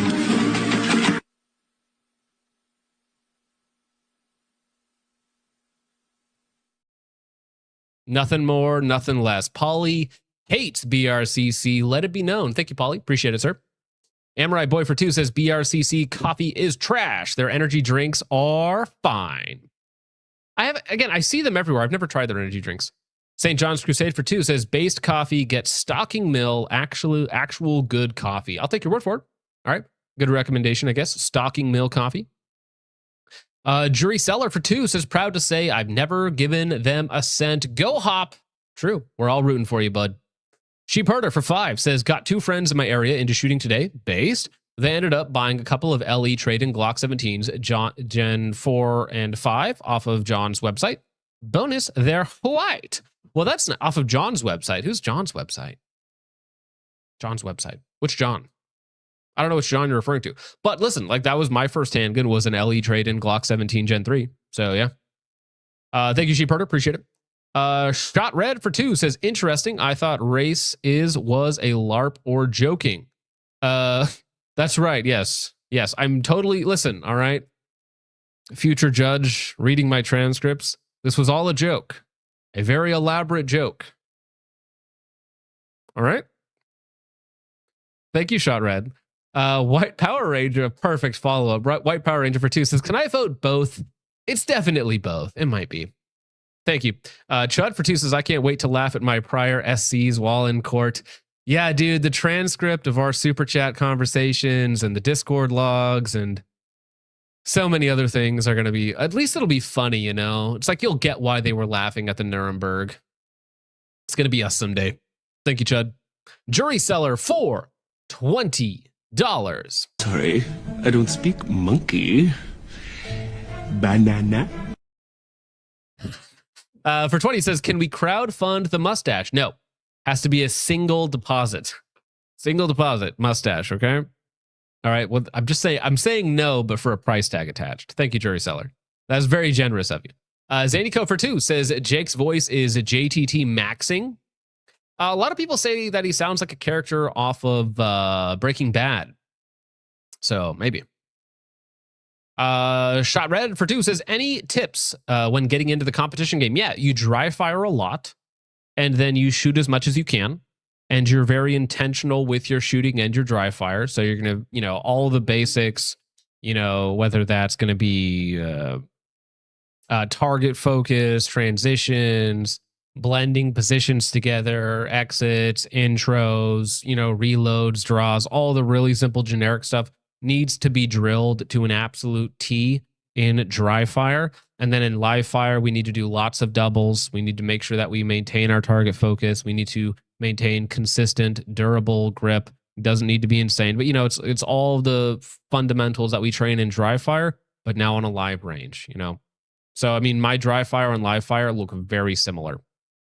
So, but just do it, And again, dry fire is free. I dry fire 7 days a week, a minimum of 30 minutes a day, which is a good chunk. It's not as much as I could do, and it's more than a lot of people do. But dry fire will get you there, and then we're going to check everything we do in the live fire. So thank you, Shot Red. Appreciate it. ZH for 10 says, what do you think about the Holosun Gold Dot Reticle, and have you used the Holosun ARO? I've looked through the AROs, but I've not bought one. It's one of those things I just need to buy one just so I have it and I can say that I have one. But the gold dot to me, they're both attached to guns right now, but the gold dot looks worse. So for instance, this is also a 5 MOA dot, but in red. And this one looks crisper and clearer to my eyes. not to the camera, because the camera shows just a perfect crisp 5 MOA dot, but to my eyes and the way my astigmatisms work, the 5 MOA red looks better than 5 MOA green or 5 MOA orange. So, thank you, ZHZH. That's what I would say. So orange doesn't seem to work as well for my eyes. So again, we're going to test everything in live fire. No one you know of for 2 says my SMS Axis showed up today. Not too shabby. I'm not going to pick one of those up just because like I have another night vision match coming up. I don't need a white light laser combo. I have plenty of white lights and I don't really need lasers by themselves because all of my lambs already have a laser. So if I'm doing like, you know, daytime shooting with a laser so I can, you know, record through an optic or something, that's all I need them for. But yeah, I'm glad it's working for you. It's a good form factor. Sheepherder for 2 says they found the Glocks on gun.deals. Oh, excellent. Okay, yes. Gun.deals is I thought you said like it's not my website. I just kind of do work for them on the side.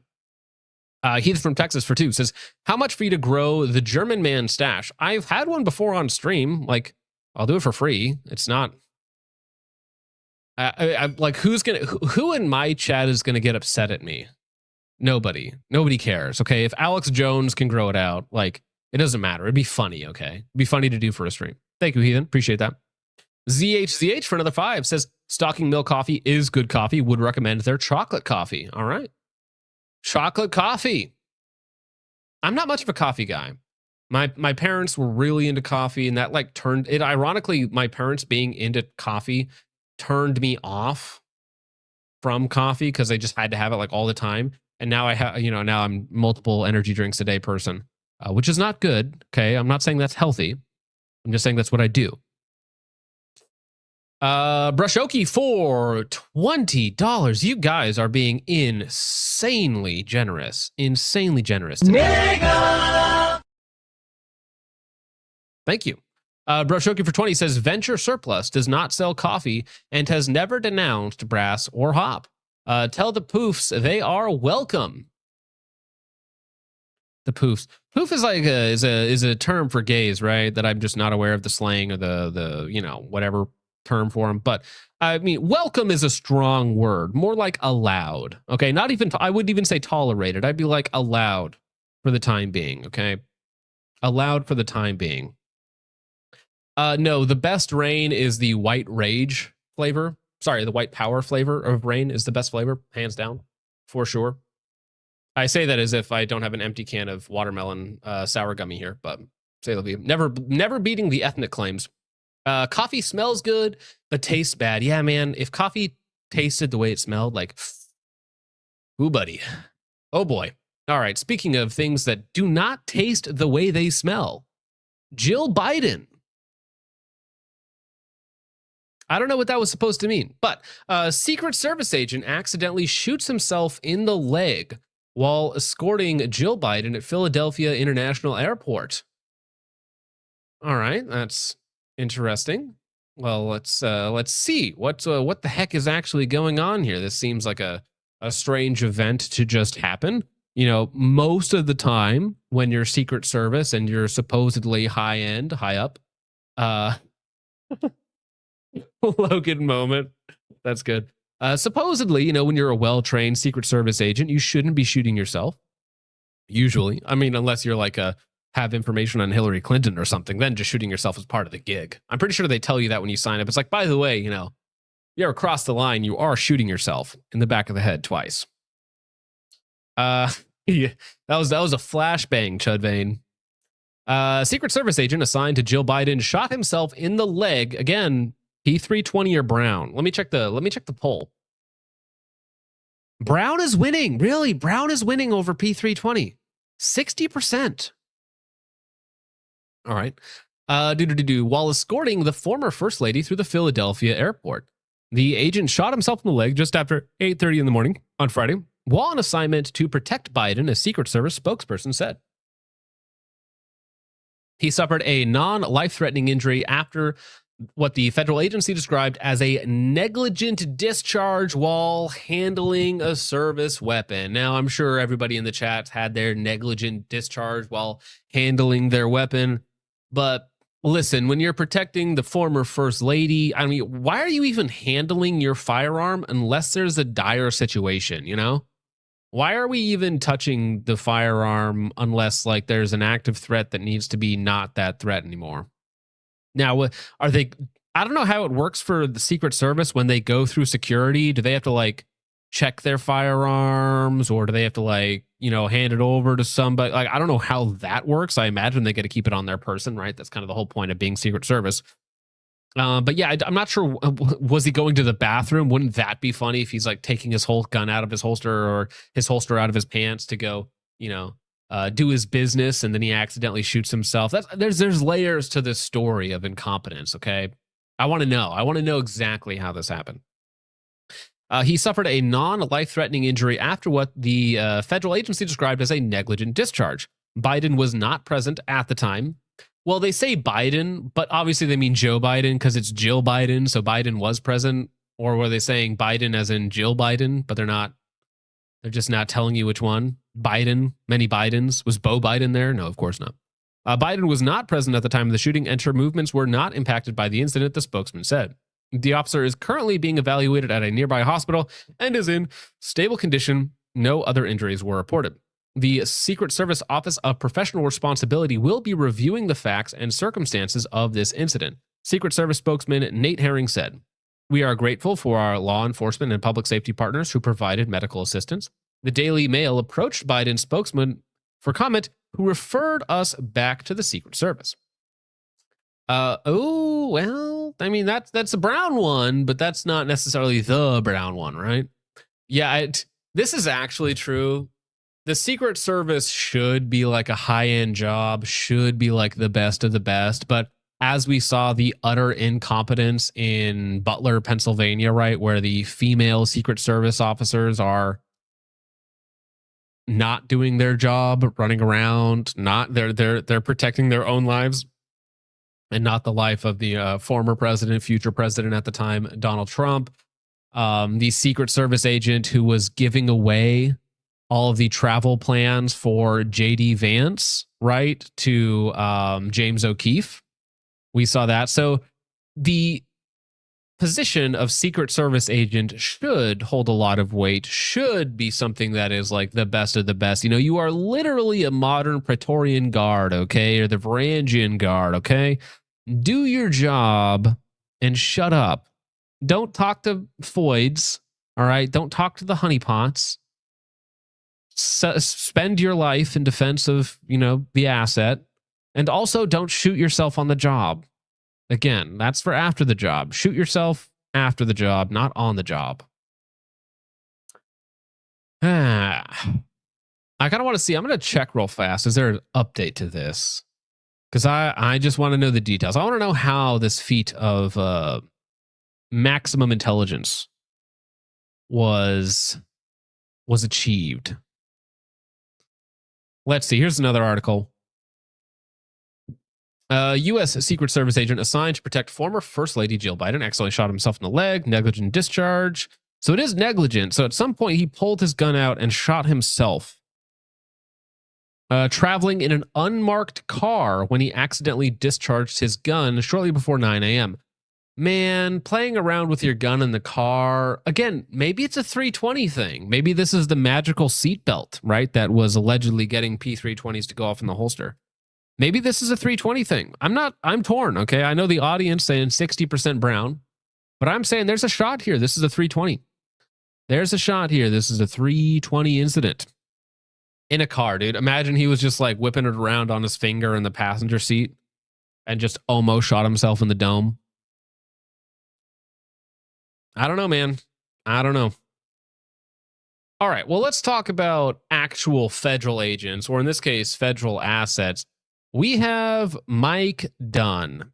Now, I'm not into the militia sphere of thing because it is rife with federal assets, federal informants, federal agents, bad actors everywhere, okay? So I'm not saying that you shouldn't be a part of these groups, but I'm saying that you should exercise maximum caution with engaging with anyone who looks like this, okay? Because if they're attempting to do stuff, if they're attempting to get you to do something untowards, the odds of them being a federal agent goes up like 10x, All right. It just does. Now, this guy has been involved in the Kekoas, however you pronounce that, which is the Virginia group that got some of their members arrested because of, if you guys remember Sasquatch, the big guy, defend the Burger Town dude. That guy, kicked him out of the group because he was pointing guns at cars. They got himself arrested. He's been involved in a lot of these groups, and now he's coming out and admitting the fact that, oh yes, I was a federal asset. I was a federal informant. Tragic. We are not into rage bait yet. No, we got real rage bait. Okay. I'm gonna give a lot of you what you've been waiting for, and I'm gonna read because I have everything written down. And it helps me keep my train of thought. My name is. Listen, Warrior Poet, if you're commenting here about your militia, dude. Oh wait, no, I read it backwards. I inverted it in my mind. So far, my Fed group is militia free. True, so true. Mike Dunn. That's some good. Of you know me as the Boogaloo Boy. Here's the truth no one could ever quite prove. From 2020 to 2023, I was an FBI informant, and from 20. Yeah, couldn't prove it, but everybody knew, the documentaries, the getting arrested, the turning info on other people.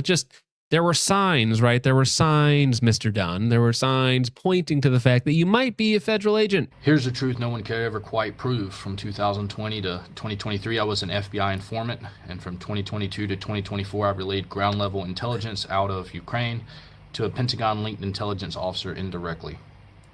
This isn't an apology, and I'm not asking for your forgiveness. I'm done letting other people tell my story wrong or speculate while attempting to tell my story. Again, it's a wacky story, too, because there's allegations that he was in Ukraine and his unit suffered like 80% casualties, and he was feeding information to the CIA while being a volunteer in Ukraine? Like, why? Of what purpose would you serve to the CIA as just a low-level dude in Ukraine? Like, I get the fact that you're a federal asset, but do they really need your intel, or are they're just trying to get anything they could? I don't know. Is he into something specific? Again, wacky. It's the thing too. It's like you can't take his admission as completely true either, because the guy's just a liar, right? The guy's literally a Fed, literally a traitor. And I mean, not like if you're a Fed and you're like, oh yeah, my job is I do this at the FBI, like at least that's honorable. At least we know what you're doing. But when you're lying about it, when you're a traitor about it, like working against the interests of your own people, that's when it's problem territory. At 17, I joined the Marine Corps. I earned the title, earned the EGA, and then lost my dream all to a medical discharge less than a year in before I could finish what I started. That stayed with me. It felt like a failure, and it never really left. At 19, I found a different path. I built militia units across my state. Fast. I stepped into leadership, organized people, and gained attention quickly. And again, I apologize, I'm reading, but it helps me keep my thoughts right. Media outlets started calling. Interviews followed. I wasn't hiding. I was right out in front of it. Vice News, PBS Frontline, RT, News to Share, etc. By 2020.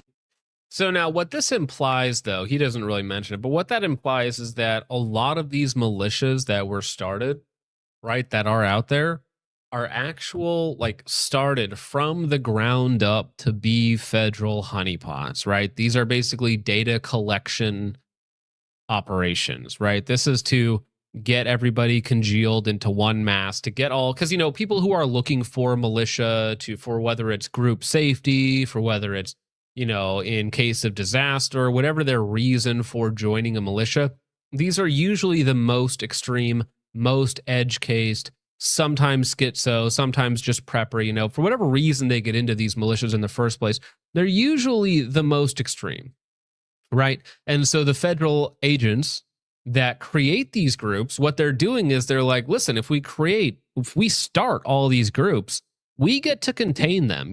We get to collect all their information rather than letting them form naturally.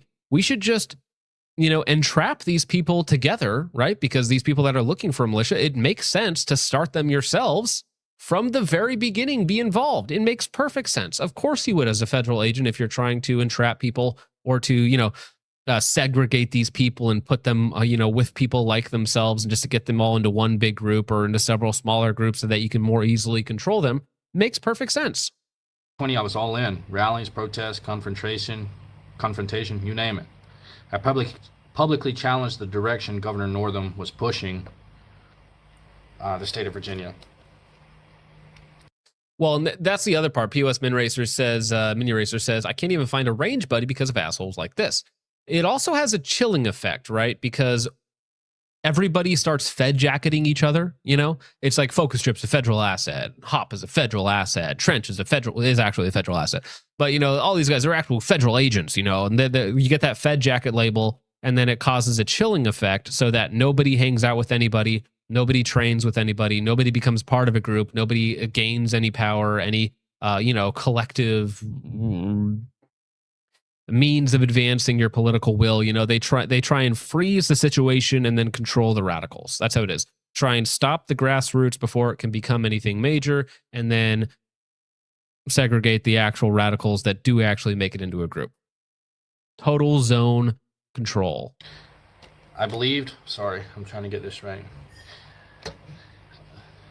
I believed in the Constitution, in the Second Amendment, and I didn't care who disagreed. Then the FBI showed up. 2 agents, calm, professional. One of them prior military. They didn't threaten me. They talked about duty, about consequences, and about reality. They threatened you. I mean, it would have been better for you if you had said threatened, because at least then if you were like, oh, well, they tried to come after my family, at least maybe somebody out there would feel bad for you. Not me, but maybe somebody out there would feel bad for you. And I made a decision. I became an informant, not because I was scared, but because I believed some of the people around me were crossing lines that were going to get innocent people hurt. Throughout 2020, I provided intelligence on Antifa extremist networks operating in and around Richmond, movements, conversations, patterns, not guesses, observations that I made personally. I even attended marches wearing all black and a mask over my face to fit in and listen and report. I retroactively reported on Boogaloo Boys, Subject 1 and Subject 2. I've removed names according to my lawyer's advice, who talked about coordinating with who they believed was a foreign terrorist organization, Hamas. Now, this is another useful tool. Somebody who has a criminal record, or you can entrap via, pending litigation in some way, right? So Enrique Tarrio was a member of the Proud Boys, the leader of the Proud Boys for a while. But the reason why there was such aggressive Fed allegations against him, one, he was, the wrong color, but also that he had previous charges that were dropped and his sentences lessened really strangely. And it's like, that's a little odd. That's a little convenient for you to be part of this group and be convicted of things and then have your charges dropped or, sentences shortened. Like, I wonder what you did to get that. Seems strange. They were convicted. However, my information about them was retroactive. Later, I found out that connection, or Hamas, was federal. Make of that what you want. Then there was Boogaloo Boys, Subject 3. Over the phone, he talked about escalation, violence, political targets, and mentioned a plan to kill the governor of Michigan and wanted me to... The plot to kill the governor of, or kidnap the governor of Michigan. It was 12 out of 14 FBI agents. Right? It was like almost everybody in there was a federal asset or informant of some sort. Like every single person in there, other than 2, it was like a 90% Fed operation, a complete Fed plot, right? It was propagated by the Feds. It was done right by the Feds, and they arrested 2 of the guys that weren't actual federal operations, federal assets, federal informants from the group. So, I mean, that's the thing. That's the problem with a lot of these things. If you're really dumb and your group starts planning to do stupid things, you should probably leave. You should probably be done with that, right? We need to be wise. We need to be wise with how we exercise our freedom of association, or what's left of it. Make a plan to kill the governor of Virginia. I refused. I reported everything. At the time, I didn't fully understand who he was. Then an attack on a police facility in Minneapolis hit the news, and suddenly things lined up for me, and I confirmed everything I knew to the FBI. In 2021, after the events in D.C. Well, remember, all the way back in the 1960s, when we had the civil rights protests and issues going on, right? The FBI said that anytime there was a gathering of 20 or more people, their goal was to have one federal asset there. That was their goal in the 1960s. Okay. Now, fast forward to today, where their surveillance powers is almost omnipotent, all right, in terms of what they can and can't access in terms of your personal information. And yeah, they're able to infiltrate these groups, and anything that could possibly be a potential threat is already on their radar, which is why every time there's a mass shooter or, schizo political plot, anything like that, it's like, oh yeah, was on our radar, because literally everyone is on their radar for something or other. That's just the way it goes. People tried to tie my name to it, including Trump's defense team, which felt funny to me because I'd been informing on Antifa and left-wing agitators at the time, and only made posts about the Capitol. Yeah, there's some analyst somewhere is listening to Big Toe Money like, this surely has to do with a plot to overthrow the U.S. government, and Big Toe Money must be the keyword activation phrase, and there's actually secret numbers in the rhythmic touching of Jake's toes that gives us the date and time when the overthrow of the U.S. government will occur. It's true. It's a lot of deep psychological undertones in Big Toe Money. Attack on J6 to cement my place in the anti-government ideology. I had nothing to do with starting it, planning it, or pushing it, but once your name gets pulled into something like that, the truth doesn't matter.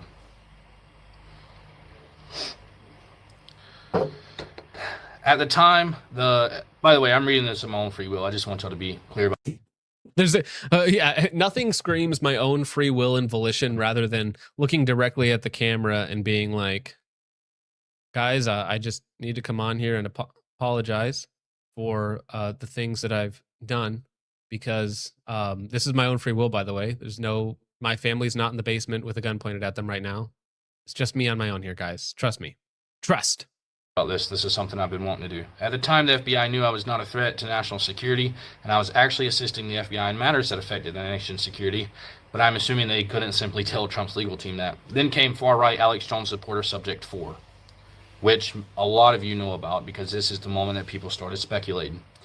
He sent me money, invited me to Maine to build what he called a compound. I went. On the way, he acquired an illegal fully automatic AK, which I genuinely have no issue with, as I support the Second Amendment without fine print. But then his behavior shifted, erratic, paranoid, unstable. He started talking about explosives, materials, ideas that weren't theoretical anymore. While we were in D.C., he talked... Well, see, that's the thing. They really do hone in on the explosives talk, right? For obvious reasons. It's kind of an escalation from the normal arms that people consume or carry or have in their stockpile or whatnot.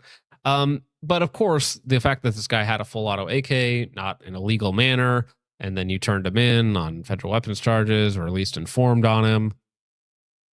You can say like, oh, but I do support the Second Amendment. It's like, I mean, kind of, right? When it's convenient to you, right? Not when you get somebody actually put in prison for it. About starting a gunfight in D.C. while we were there, and then on the road after when he purchased the edited AK. I had a friend run a background check on him. Now, I was reporting him at the time, right after he bought the AK. I reported on him. I realized this guy's a threat to society. I had a friend run a background check on him and realized he had been charged with a violent crime before against family. He then mentioned bombing a hospital. At 20 years old, I had to decide whether I was going to stay loyal to someone spiraling or act before something happened. I reported everything. By the time I got away and made it to law enforcement, he already had explosive components. He was arrested shortly after. Again, this is another thing that people don't really know. I mean, Dugan's done a lot of work on this, but you can make your own explosives within reason. Like you can do that. There are certain things that are regulated, and there's a lot of constructive intent and other things the feds might not be the biggest fan of, but there are absolutely things that you can do with explosives, and the average man probably doesn't need to know all of that information. I mean, strictly need to know, an actual need argument. I think it should all be out there.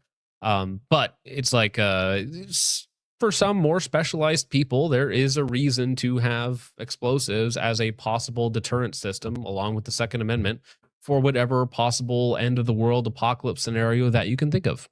He turned state's evidence against the manufacturer and the seller and took a plea deal with a charge of possession of ammunition by a felon and released onto the streets 10 months later. I also flagged one individual operating under aliases like... Yeah, friend means FBI handler. That's his friend. I'm not going to say those. Different names, same trajectory, and I believe might have been the same person escalating towards mass violence as they spoke of planning a literal war in the streets of D.C. Yeah, but I mean, who doesn't like talk about, because we've all talked about the Civil War II in America. Like Tim Pool talks about the Civil War II in America every day. How is that going to play out? What's going to happen? Which side's going to win? How is the military going to be involved? What are our foreign enemies going to do? You know, everybody talks about Civil War, okay? If you're a political commentator, you've talked about Civil War. You've talked about bad things happening. It is a possibility. In fact, in the grand scheme of things, if you look over the last 500 years, what's like, wow, that's a lot of war. That's a lot of death. If you project 500 years into the future, you're like, wow, that's a lot of war. That's a lot of death. That's probably going to happen in the future. You know, we live in relative peace, in relative safety here in the US, but the idea that that is just going to happen in perpetuity, probably not, right? Probably not. Here's the part a lot of people don't understand. I was making these decisions at 19, 20, 21 years old. I had no roadmap, no perfect answers, just consequences. So yes, I informed. I did it deliberately. Yeah, but that's the problem. You're this young and already such a snake. Like, there's not a lot of hope for your future. Like, I hope you know that, like, even if, like, you repent and you feel like, oh, damn, I actually did make a bad mistake, nobody is ever going to trust you again, and nobody should ever trust you again, because your actions should have some consequence to them, and that's going to be your long-term reputational damage. Not to mention, you know, the people that you put away or helped put away are going to hate you forever. And I did it believing I was protecting innocent people. That decision has now cost me everything: friends, trust, reputation. People call me a traitor, Benedict Arnold. I call it making the call others wouldn't, and patriotism to a country that is supposed to protect the innocent. Patriotism, yes. I had to turn in my fellow man for talking about things that they can talk about. All right? I support the Second Amendment, but not when it not when my FBI handler tells me I shouldn't.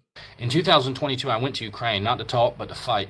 I spent extended time there off and on through the end of 2023 in an active war zone as a grenadier responsible for anti-tank work. Again, that's also weird. Like, what a weird pipeline. FBI informant to Ukraine frontline volunteer. Like, did he just have a death wish? He's like, man, I screwed up my life in America by, you know, getting involved in these groups and being an FBI informant. Now I'm going to go die in Ukraine? Okay. During this time, I took part in the offensive for Chernihiv, Kharkiv, and defensive Lysychansk, Gogorivka, Zaitsevo, Soledar, and Bakhmut. Oh, and Avdiivka, sorry. Yeah, and is there any proof of him being in these Ukrainian cells as an anti-tank grenadier? I'm losing my job, sorry, bro. I am wanted by authorities in Russia for alleged war crimes involving a shovel and what I would call a combatant if the situation actually happened. It's just alleged. I received multiple recommendations due to valor under fire, specifically in Zaitsevo, Gogorivka, and Bakhmut. While I was there, I passed along battlefield reports to U.S. intelligence contact, accurate, real-time information from the ground voluntarily. I even received formal recognition for it from an officer within the Pentagon in the form of a memorandum. During that time, I was injured with small pieces of shrapnel to my face and arm and a brain injury that messed up my mobility for a bit. So, the whole trust me bro thing, if you have letters, memorandums from high-end officials, couldn't you just publish them? Right? Surely somebody can corroborate this. Because again, like, do people need one infantry guy's frontline information on like one random sector in Ukraine when you can literally just watch live feeds of all of this and you have like actual intelligence coming through the proper channels? Because, you know, we are allies with Ukraine. We do have a lot of involvement there.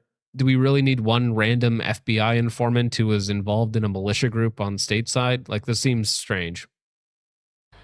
And caused severe swelling and temporary speech problems from a ricocheting piece of artillery I took to the top of my helmet. That does something to you that doesn't go away. I won't take the time here to get into each combat situation, but it was heavy, fast, and a lot of casualties, at one point topping 80%. Our biggest group of deserters were GWAT vets because of the tempo and lack of air support, artillery support in Kazabak. After that, I spent time in another active conflict overseas until a friend hit a small mine and I took shrapnel to my right arm and knee, but that's all I'm going to say about that conflict for now. In 2024, a journalist figured it out. He interviewed me and I lied straight to his face.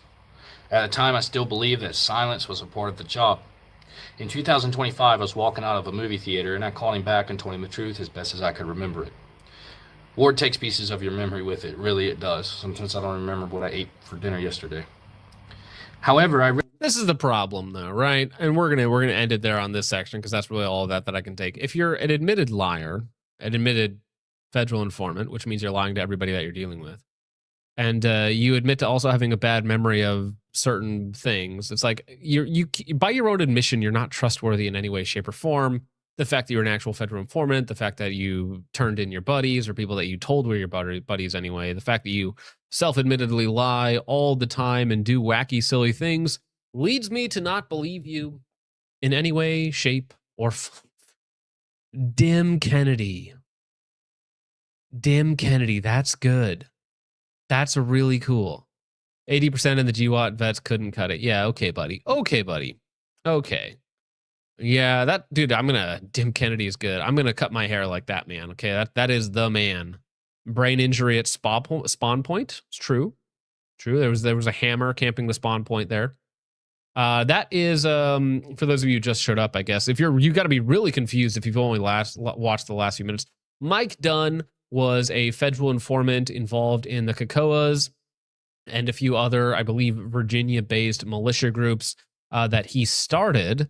And then he became, or was at the beginning, a federal informant who then got people arrested, started doing wacky things. You know, it goes to show the larger picture of these militia groups that are out there, the infiltration of them by federal agents, the starting of them by federal agents as means of controlling the extremists, putting them together, and just, you know, hoping something bad happens to them. So Mike Dunn is a liar, is a bad dude, did turn on his buddies, total asshole. Not very nice guy, kind of a douche.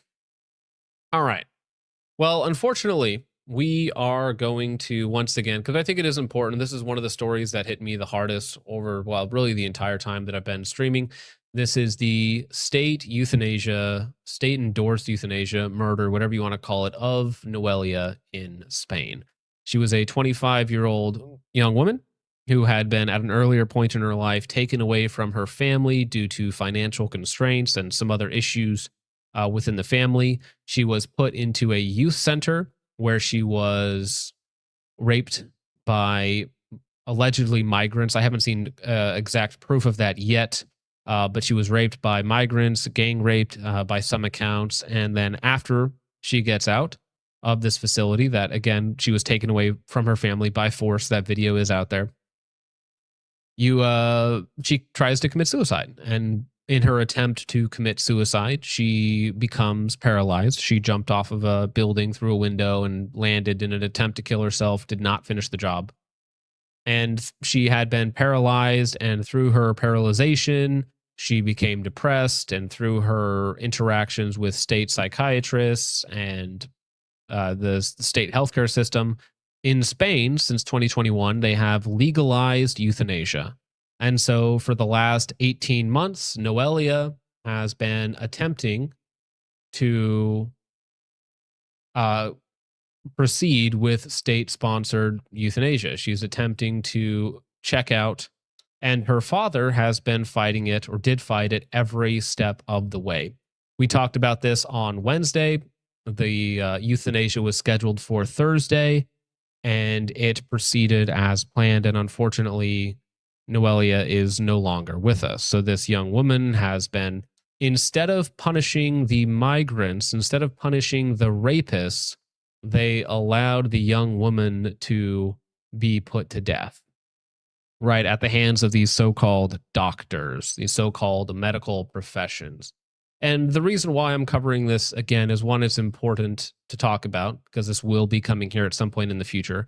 But I think that when this sort of thing becomes public, becomes mainstream, when the people themselves have lost the desire to even continue their own existence, it is a tragic demoralization of the people, and it will necessarily only lead to more bad things. It's the late stage of any society is when you put your own people to death for no reason. Now, the updates do not get better. In fact, it's the more you delve into it, the more horrifying it becomes. So Noelia was put to death yesterday by the state in Spain. According to her lawyer, Noelia Costello Ramos cannot change her mind about undergoing euthanasia because her organs are already committed.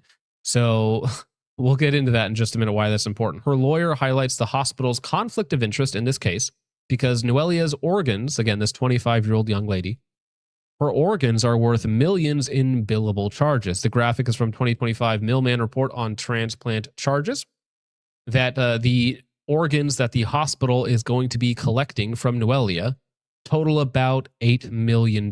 So the healthcare system, the psychiatrist involved that supported her along this way to kill herself or to murder her, I think is more aptly put, so that they could profit off of it, literally harvesting her organs. Now, the way that this works, and this is Noelia Castillo Ramos, I believe. Your parents love you. It's a terrible thing that happened, but the true darkness of what actually occurred here gets worse. So they administer a paralytic drug that does not kill you, and then puts you under, I imagine, so you don't feel anything. But they harvest your organs while you're still alive. So they harvested this 25-year-old's organs while she was still alive and then put her down, because that's the way that the most appropriate way to, I guess, harvest organs so you can get the maximum compatibility or the maximum harvest. That's a really dark way of putting it, but that is literally what occurred here in this case. The hospital pressured her for euthanasia because her organs are already committed. So I'm not going to play the video because it is, of course, in Spanish, but there were some people reporting that she was having second thoughts, but that the hospital told her that she cannot stop at this point in time because those organs are already promised to other people. Imagine that scenario if true, shall you? You're a 25-year-old young lady. You've gone through horrifying trauma and abuse at the hands of the state who took her away from her parents forcibly, put her into a facility in which she was raped, in which she was abused, and then she attempts to commit suicide as a way of dealing with her trauma. And then the state healthcare and the state psychiatrist is like, well, have you tried killing yourself so that we can harvest your organs while you're still alive for profit? And again, any society that does not stick up for its weakest and most vulnerable does not deserve, has no moral standing to continue, in my opinion. And this is something that will happen more and more. Again, it's been legal in Canada since 2021, or is in Spain since 2021. I'm not sure exactly when it was legalized in Canada, but this has happened in Norway and in other places like it. And it's gotten to the point where they are now advertising this in Canada. So Fabian Socialism truly is here from Jay Dyer. Canada is now advertising government-approved medically assisted suicide. And if you remember the last time we covered Canadian healthcare, they put down a 26-year-old man who had seasonal depression. And he had like a few minor chronic illnesses, but he had seasonal depression, and they killed him and ostensibly harvested his organs at massive profit. You know, you're having a bad day, bro. Why don't you just check out? Have you thought about killing yourself lately? I think it could be a big boon to our bottom line here if you kill yourself. You know, you're really a burden on the system, and we've got more migrants to feed. All right? We've got more H-1Bs to fill. So if you could kill yourself so we could harvest your organs, that would be great. Breaths are sacred. When I imagine my final days, I see bubbles. I see the ocean. I see music. When I imagine killing myself, I want it to be on my own. It's like the end stage of decadent society, right? We have so little struggle in our life. We have so little difficulty that we literally have self-selected termination, right? I get to plan my last day. How satanic, right? You're such a control freak that you need to make sure your last day is on your terms, right? No more nature. I am my own god. I will have control over my own destiny. Checks notes what that leads to. Killing myself. Also, please notice that there's an astounding lack of diversity here for a lot of the media. It really seems that MAID and any of these assisted dying state murder programs really just kill off white people. That's crazy. Hey, white man with depression, which there seems to be a lot of white men with depression these days. That's terrible. You know, we could lower those numbers by getting you to kill yourself and harvesting your organs, because listen, guys, there's somebody out there who might need them. All right, there's some future doctor, lawyer, scholar who might need them. Young white man who's depressed, have you thought about killing yourself? We can help you with that. We'll even make it dignified as we cut open your body and remove your still pulsating heart. Even now, as I seek help to end my life, there is still so much beauty. And of course, it's pagan spirituality, some nonsense, prayer, which ritual, women empowerment, gobbledygook. You just have to be brave enough to see it. For Jennifer, 38 years old, 37 years old. I'm not far off from 37. I got 7 years left, dude. Yeah, it's a literal dystopian sci-fi film. How about we should advertise people committing suicide, right? Think about it. Even if it's a couple $1 million for the ad spot and, you know, you got to, pay for the airtime or whatnot. Like, think about it. If you're making about 8 mil per assisted suicide, like, going to pay for itself in no time. Just get those white people lining up to kill themselves. They've already committed cultural suicide. So if we can just get them to commit actual suicide, that's the final step.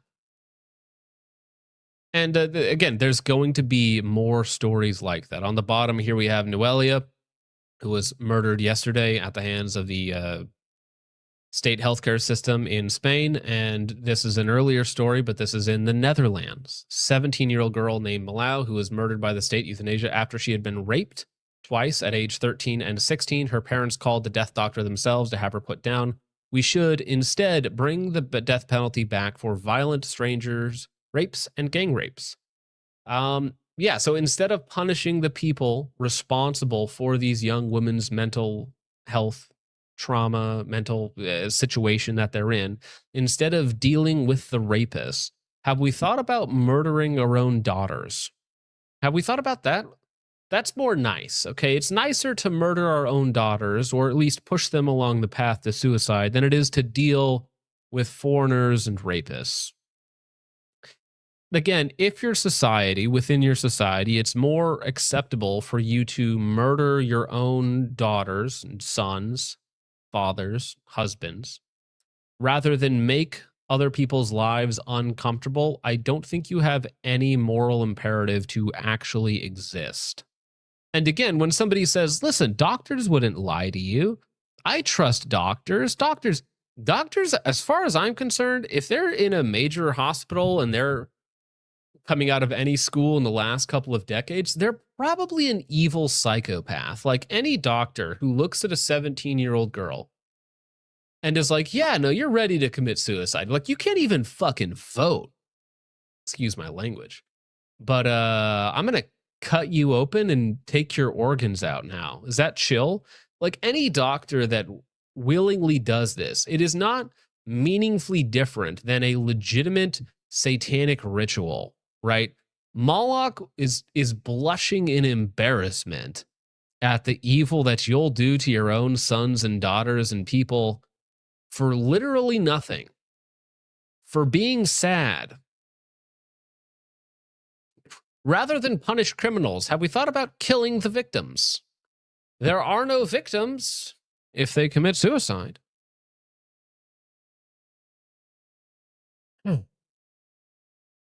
But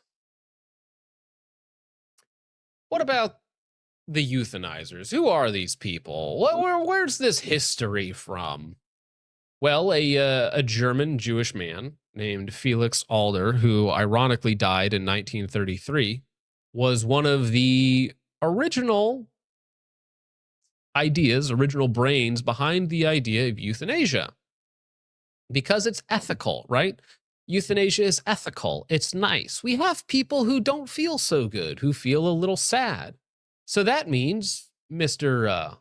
Adler, we should just kill them instead. White man, Europeans, have we thought about just killing yourself? And again, it's very ironic that he happened to die in 1933, right before that one weird guy like came in and shut down the child brothels and the weird sex clinics. And it's just really strange that the timing here seems to line up.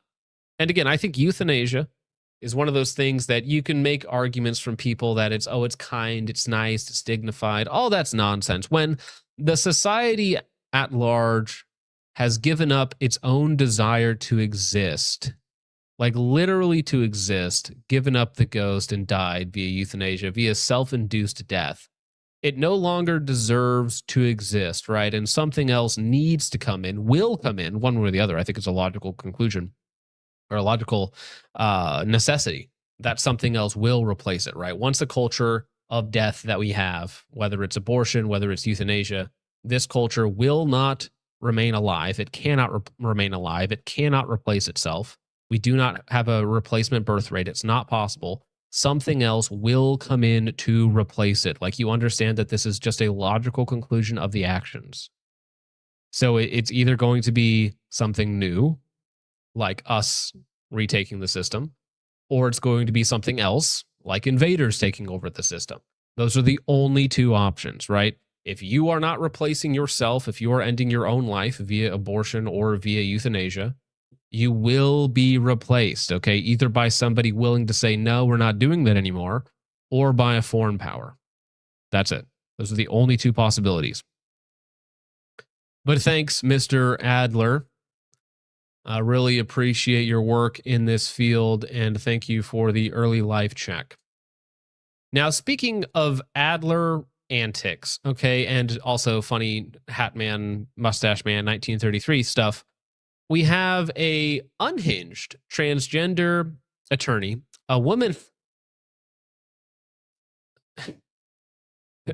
Your Honor, my client pleads insanity of her lawyer. All right. My lawyer is insane, Your Honor. Can I get a different one, please? Imagine having to get your attorney, your public defender that comes in and it's just some unhinged tranny, and you're like, Judge, I request a new one for religious reasons or something like that. Please get me another one. Please. So, unhinged transgender attorney, a woman pretending to be a man, was arrested for contempt of court after she continuously screamed at the judge. Dude, this is the funny thing about women on test, or any, a lot of women bodybuilders and whatnot on a concoction of drugs.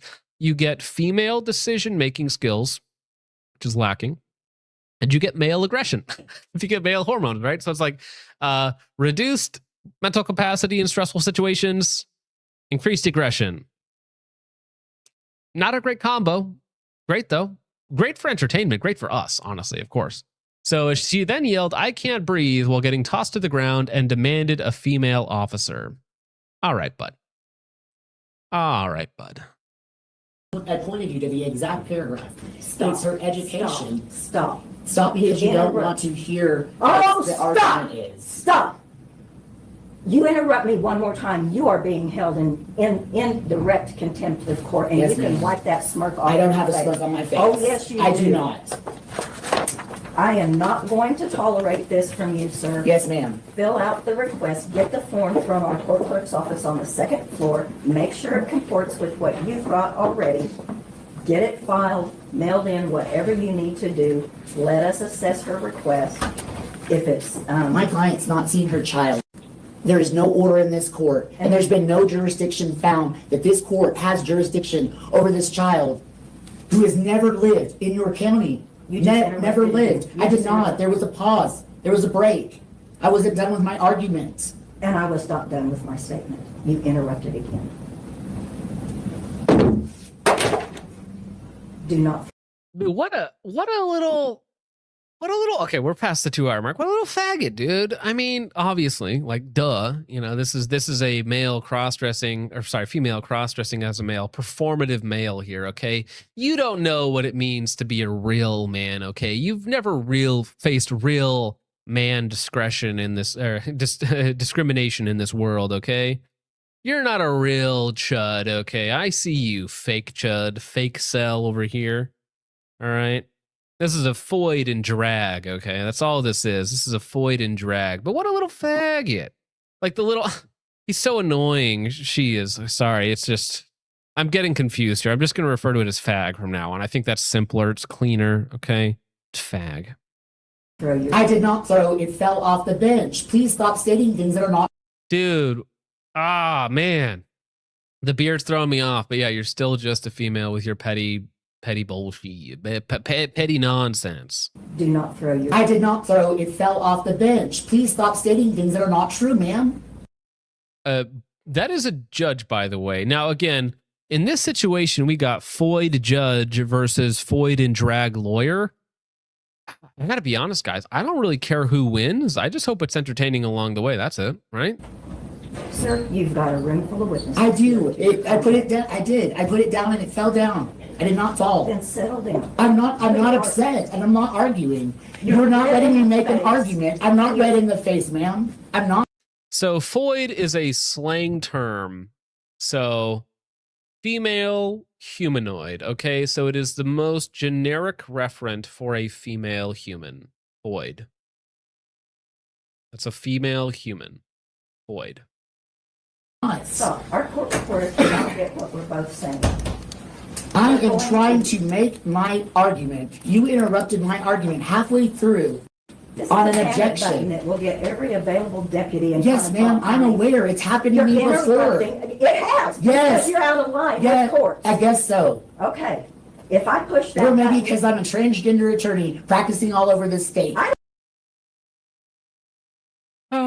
Dude, 2 women arguing have got to be, it's so tedious. Like, imagine is his client, her client, sorry, is her client in the room?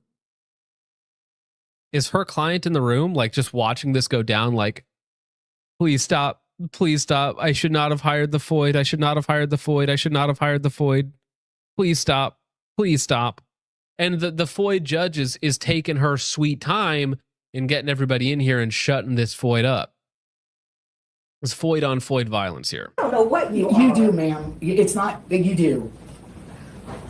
I don't know whether you do, ma'am. You do. Other than you have just now advised no, ma'am, you that do. Doesn't have you anything do. to do It's with happened anything. when we talked on the phone.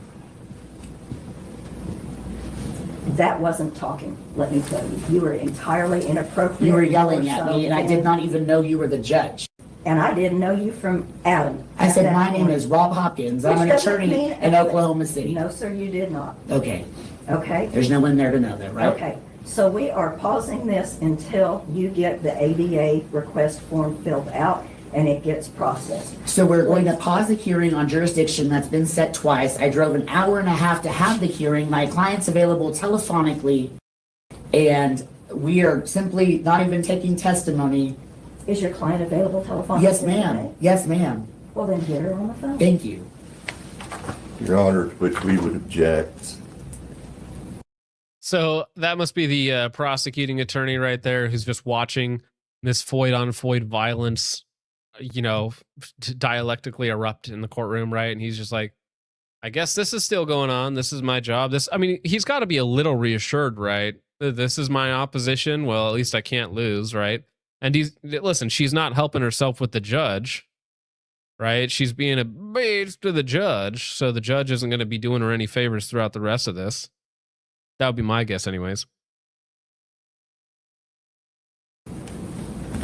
This is as clear as the nose on my face that this woman will not appear before this court because she has a warrant for stealing. Objection, you're saying that's not true. And you're ready to find, sir. Don't at me. It's over me. Or shot at me. I'm not putting no. No, we're stopping. Get out of my face, sir.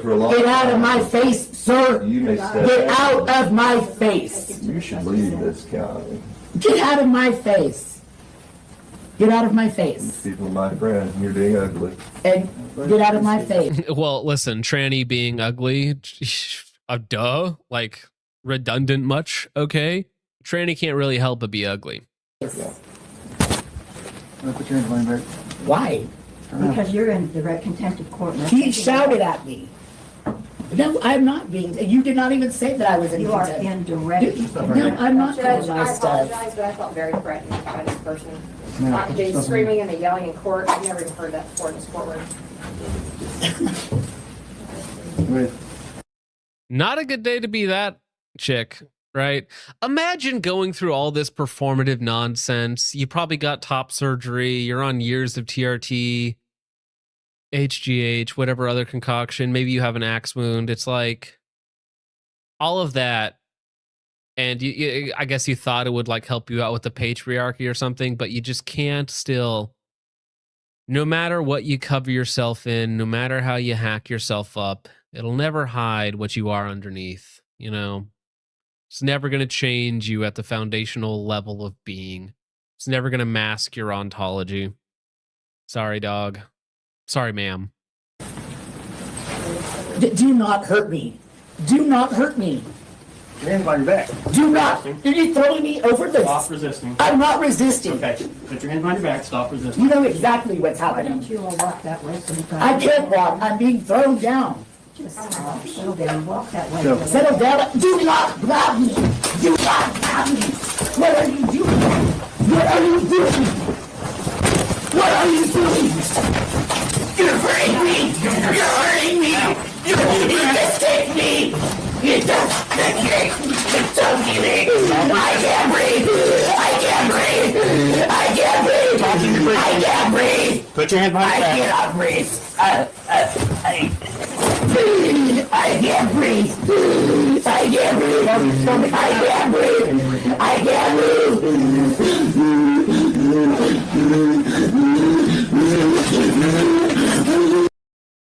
Literally me in the back, just chilling out in a gray suit, watching the action go down, dude. Literally me back there, just chilling, dude. Like, listen, court is boring, okay? I've only ever had to go to court a couple times, but it's so boring, dude. I would pay front row seats, okay? When is the tranny bashing session? Can we get to that, Your Honor? Your Honor, I would like to propose a 15-minute intermission with tranny bashing. All right, can we have 15 minutes of straight tranny bashing? I feel like it would really liven up the jury, okay? It would kind of wake us up in the morning. Thank you.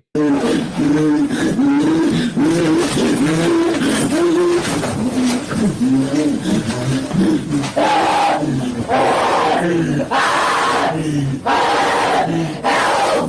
Somebody call 911! Please! Please! Please! Please! Please! Ow! Ow! Ow! Yeah, I'm sorry to hear that, Thundercat. Custody battles are awful, and I'm sorry that did, I'm legitimately sorry that did happen to you. But I'm just hypothetical here. In the middle of it, you know, you're hearing arguments from both sides. There was a 15-minute intermission from your custody battle for tranny bashing. Okay? State mandated tranny bashing in the middle of your custody battle, right? That would have livened the mood a little bit, surely. Yeah? Ow! Ow! Ow! Ow! Ow! Ow!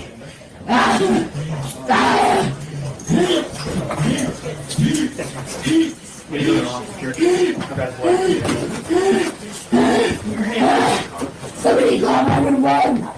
Somebody call 911! Also, of course, the irony of asking somebody to call 911 as count 'em, 4 police officers restrain you. Like, what, you want more? I take that back. You probably do want more men stepping on you, all right? You sick freak. All right, you're already freaky enough. You don't need more men stepping on you.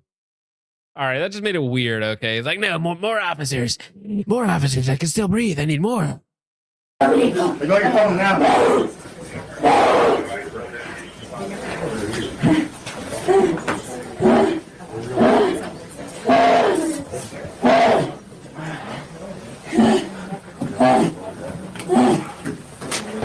All right, we're gonna pick you up. Roll on the side. No, I don't. Get a female officer now! Get a female officer now! Get a female officer now! There aren't any. I can't get up, I can't see! He just threw my glasses! I can't see! Give me my glasses! Put them on my face! No. Put them on my face, I cannot see! In another context, okay, phrasing, lady. Phrasing, all right? You're asking a bunch of big burly men to put it on your face. Phrasing. Please restrain yourself. This is a courtroom. This is a place where the law, where justice is dispensed, ma'am. Please restrain yourself. Go. Please give me my glasses, I cannot see!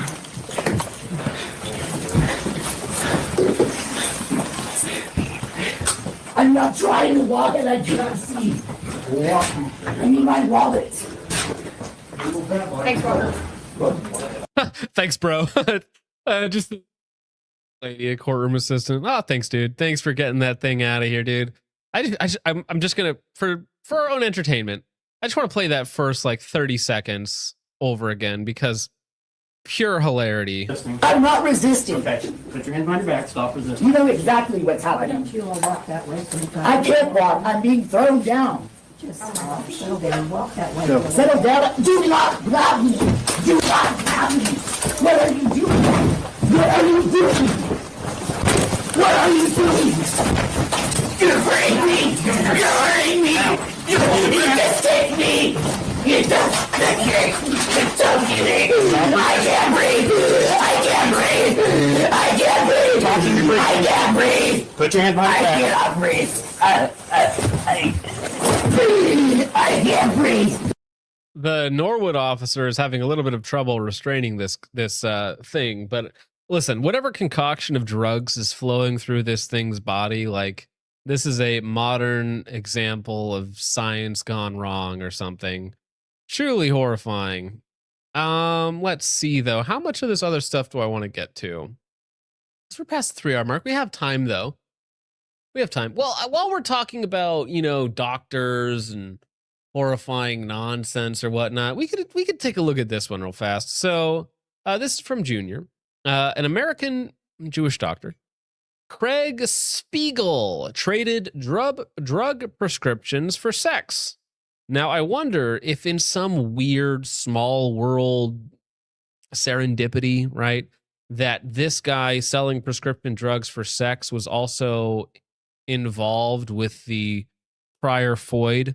Like, imagine how funny that could be. Imagine how funny that could be. Judge John. Man, the physiognomy never loses. Never, ever loses. Ross listened to devastating impact statements from victims and then looked at the former pediatrician and said, quote, "What you did was a horrendous." Sorry. Judge John Ross listened to devastating impact statements from victims and then looked at the former pediatrician and said, quote. I'm sorry, what? A pediatrician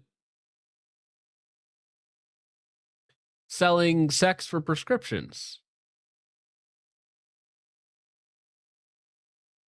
Huh. You know, honestly, I don't think this guy needs to go to jail. This is literally the Eggman head shape. Mr. Spiegler. Mr. Spiegler, I'm not interested in you going to jail. Huh. Pediatrician, huh? Looked at the former pediatrician and said, quote, "What you did was a horrendous breach of trust." For years, pediatrician Craig Spiegel worked out of a medical building near DePaul Hospital in Bridgeton, where patients began reporting the doctor offering prescriptions for sex or sexual pictures. Here's U.S. Attorney Thomas. And again, anytime somebody's like, but doctors would never do anything wrong. I love doctors. I trust doctors. I trust the medical professionals. They would never lead me wrong.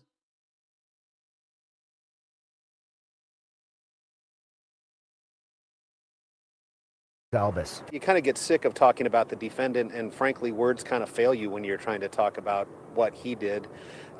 It's enough to just survive being treated like this as a victim.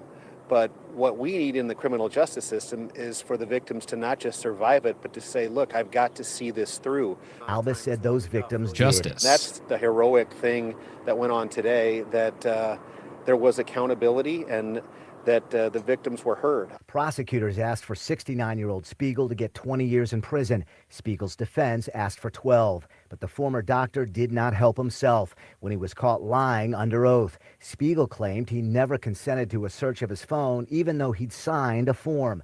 One of the impact statements was from a mother who said Spiegel illegally dispensed prescriptions to her daughter, who she eventually found dead. Spiegel said in court that he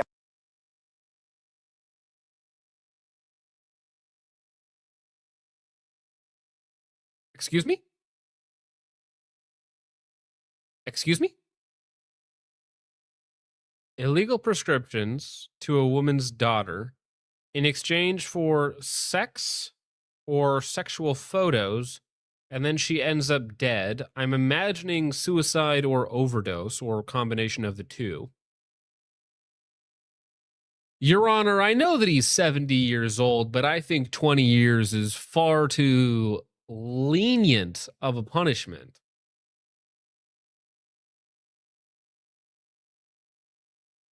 apologized and partly blamed his behavior on losing family in the Holocaust. The judge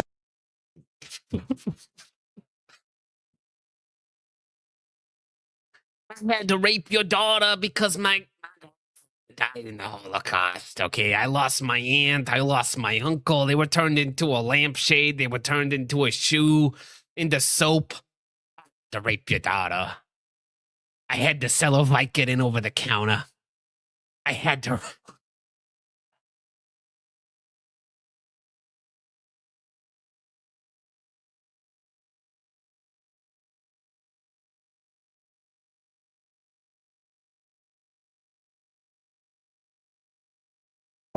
One of the impact statements was from a mother who said Spiegel illegally dispensed prescriptions to her daughter, who she eventually found dead.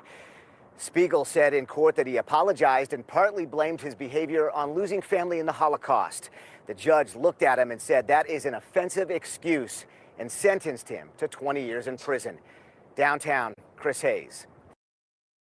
Straight to the gas chamber. You had family died in the Holocaust. That's funny. You're about to die in another one.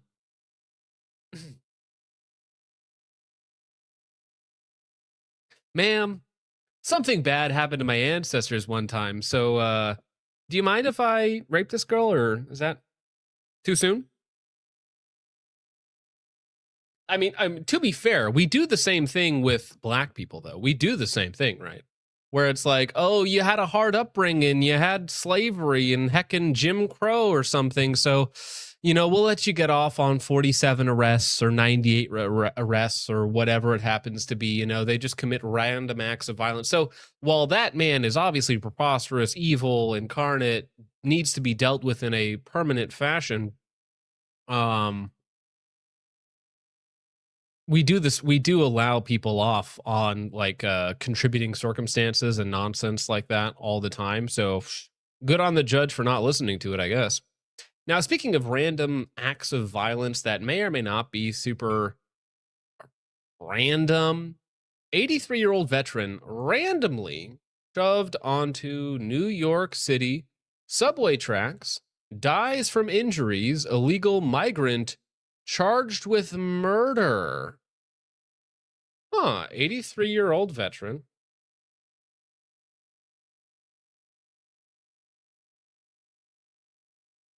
Randomly attacked, huh? Randomly? Are you sure about that? Are you sure about that? You know, it's every time you say randomly, but the guy just looks like this. I'm seeing a pattern here that would lead me to believe that it is less than random chance, than pure happenstance that an 83-year-old veteran, father, grandfather. You can see the man here getting ready to push this guy, an 83-year-old man, onto the tracks. The man has a cane in his right hand. 83 years old, still getting around, still doing good, you know? And illegal migrant pushes you onto the subway tracks because he's a retarded, evil animal. And in a similar situation to the Spain story, right? When you are no longer interested in protecting your most vulnerable, the elderly, the young, the unborn child, right? When you are willing to sacrifice them, your youngest, your best, your brightest, your oldest, your most vulnerable, when you're really willing to sacrifice them or not even protect them in any meaningful way, again, the culture, the society that does that loses the moral imperative to exist. And again, it will necessarily be replaced by something else, by force, one way or the other. It's just what has happened throughout all of history and will continue to happen until the end of history. And again, you know, New York being a sanctuary state, is this guy animal thing going to find justice? Probably not. Now, here's another horror story. Here's another horror story that I'm glad that this did not end in the worst way possible. This is in broad daylight, black woman brutally slams a pregnant white woman accompanied by her 2 children to the ground and robs her. Now, this is perfect rage bait, but it's not even bait anymore, you know? It was really never bait. Rage bait's just kind of the title for this section of the stream, but it's really just truth. It's really just reality, okay? It might as well be called a dose of reality. These people don't view you the same. They don't care about you. There's no sanctity of life. There's no imago Dei. There's a lot of them. There's nothing behind the eyes, right? It's just simple. You know, I see a pregnant woman and 2 children. I'm like, good, great, fantastic. People are out there having kids, going on a walk. That's great. It's wholesome. Fills me with joy, right? These people see a target, see someone to be taken advantage of. Pregnant girl, pregnant white woman with 2 white children, perfect target for this demographic. And again, that is 2 women in the stroller. The mom desperately holding on, can't really fight back, being dragged by the hair, being beat on the head. The 2 children, they're okay. They're sitting in the stroller. She's getting dragged around. And again, it could have ended far worse with the death of the mother, the death of the children. So in a way, this failure of the system, this failure of the community or whatever it is, society at whole, whatever you want to put the blame on, ended in an okay resolution. The 2 children are okay. The woman will recover. Hopefully the evil animal that did this attack will be in jail and will stay there for an elongated period of time. But I doubt it given the current system, right? I believe this is footage of the arrest later on.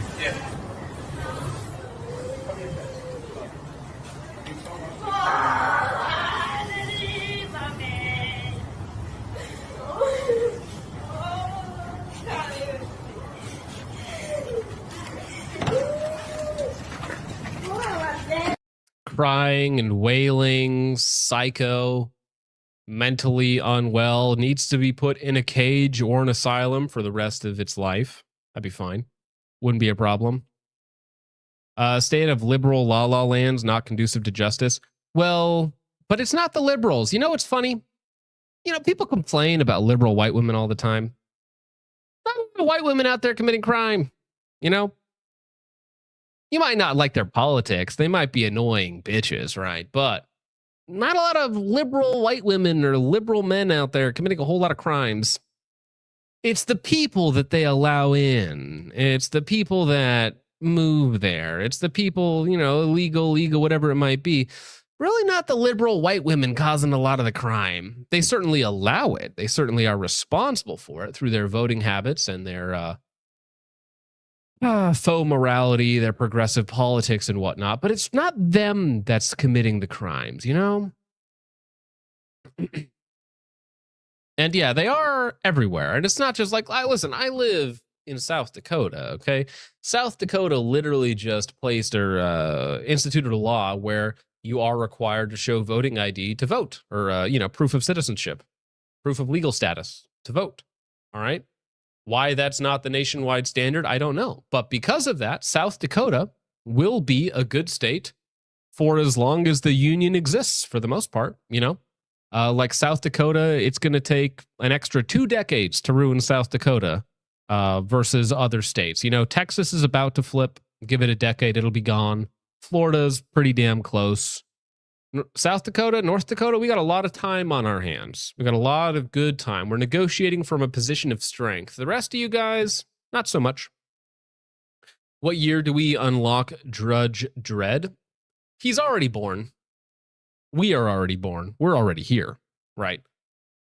And this is not my wish. This is not my desire. I wish for peaceful resolutions and for the system to, right itself on its own, you could say.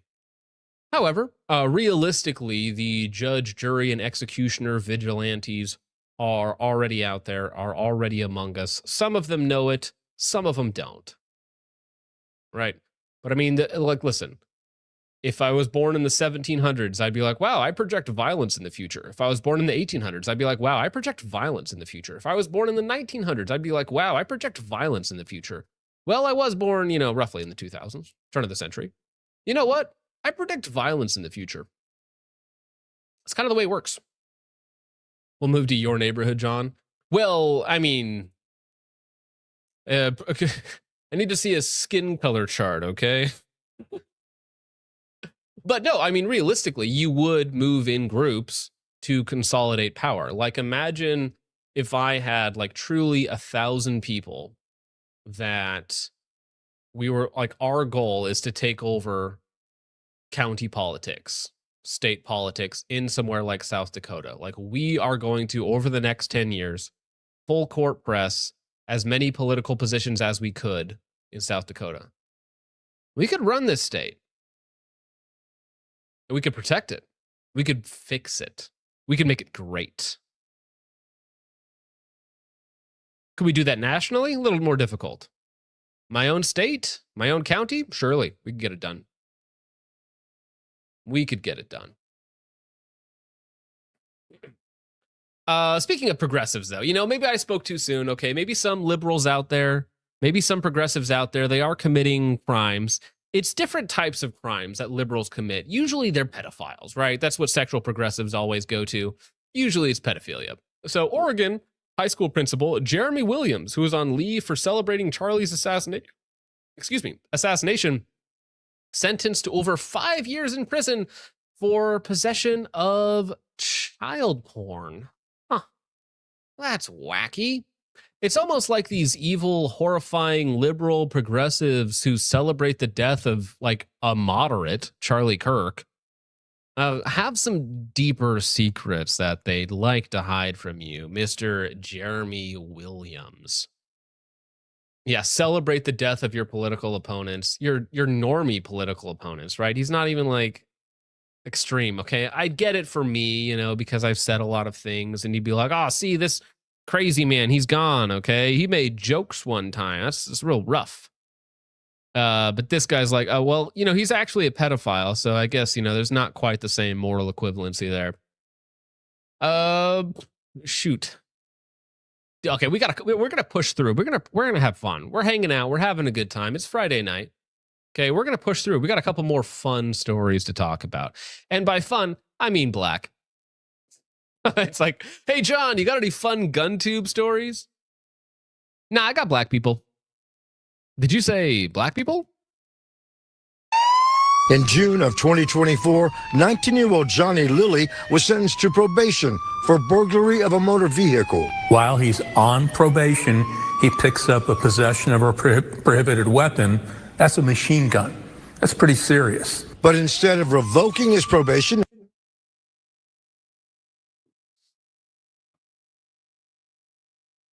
it's all, physiognomy is like a real science. We don't like to say that, but there's real things about that, okay? and sending him to jail, Lily was granted bond. While free on that bond, Lily was charged with another burglary of a motor vehicle. Now he's out on not one, but 2 bonds, and he's still on probation. Imagine you're on probation for your prior crimes. You commit one more crime, which is in violation of your probation, of course. And then you get out on that, you're out on bond, and then you commit another crime, which is another violation of your probation, and now you're out on 2 bonds while still under probation. And that's just like the average black experience, I guess, dude. Wild. According to court documents, Lily violates his bond conditions at least half a dozen. Yeah, it's like white, Jewish, or female. It's like those are the options. There's a lot of black judges let black people off, though. Let's be real, too. Progressive judges of any race are a problem. We got to get rid of all of them. Okay, I'm not racist when it comes to progressive judges. We do have to remove all progressive judges. Sorry. Times. Pretrial services says we cannot monitor him. He is not abiding by any of his conditions. And again, he's allowed to remain on probation and multiple bonds. The court's failure to do anything to Lily may have cost 29-year-old Jamarcus Johnson his life. Sheriff's deputies say on September 22nd of last year, Lily shot and killed Johnson at 5619 Aldine Bender. At some point, he was here shooting dice or playing dice with some other individuals, and at some point a shooting occurred and he was shot. Lily is one of many defendants who violate conditions of probation and bond, but nothing happens to them. Still, taxpayers. Yeah, so, oh, no humans involved. Nice. Yeah, but it's the thing. It's funny, right? Okay, no humans were harmed, no humans involved, blah, blah, blah, blah, blah. But that's lucky, right? That's lucky, okay? Because we know that is not always the case. So, haha, funny, funny. Problem of letting these people out is the main issue, okay? Regardless of who's at fault or who's dying, who's paying the consequences of these liberal judges are one of the greatest threats to the average American, okay? Like, you know, probably realistically day to day, it's your Indian truck driver. That's probably like your number 1 killer out there right now. Number 2 is going to be drugs of some sort. But allowing people, career criminals out and about has got to be up there, okay? It's got to be up there in terms of actual dangers to the American public. Fork over money for 2 entities to supervise and report violations. Who's letting them out? Well, Soros-funded judges. George Soros, a very famous Jewish influencer, philanthropist, you could say. Soros-funded judges, almost all of them. All you had to do on one occasion was either revoke his probation or revoke. And again, too many choices. It is cope, though, man. And you're probably fine. I treat everybody with dignity and respect until proven otherwise. But listen, okay, I can show you the map, like the violent crime map and the black and Hispanic map. It just lays over itself. It's perfect 1-to-1 correlation. All right. And somebody out there's gonna be like, well, correlation's not actually causation, okay? But like, listen, okay, the map, it's always the same map, okay, over and over again. It's like, where does violent crime concentrate? And then you overlay that with the racial dot map, and you're like, oh, damn it, did it again. Revoke his bond. That would have taken him out of being in the community. It would have had him locked up, and Jamarcus Johnson would be alive today. Now Lily is back behind bars. His bond for the murder was set at $250,000. Reporting live from the courthouse, Randy Wallace, Fox 26 News. People are asking me to show the map, so I will have to just pull up one of my handy-dandy maps here that I have in my meme folder. Okay, it's a little risque. It's a little, the wording is not great. Okay, but it does tend to it just always tends to hold true. So shoot. I'm gonna have to Google this.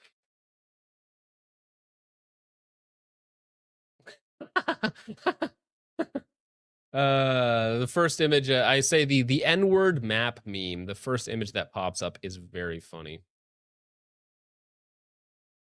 Oh gosh, dang it! I just want the dot map. Oh, well, it might take me too long to actually find the good one that I want. It's the Chad guy saying the N-word map again. And it's just the same map over and over and over again when it comes to like income, IQ, violent crime, everything. It's the same map over and over again. All right, but we got one more, okay? One more before we get out of here. We got, well, we do have an average IQ map, you know, and it's, well, the average IQ map, again, this just showed up randomly at my door one day, and it's just, it's like you got normal people and then Africa. And South America and other places, okay. But you got, you know, sub-Mediterraneans and not that thing.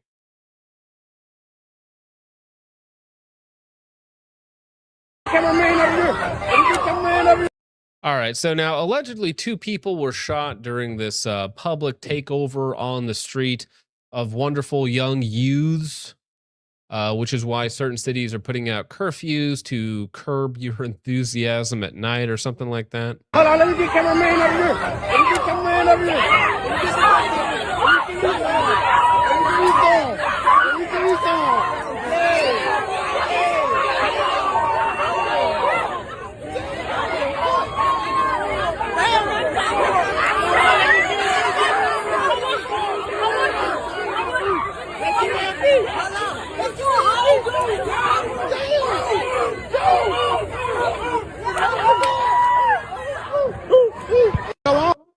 And then the National Guard shows up to break them up.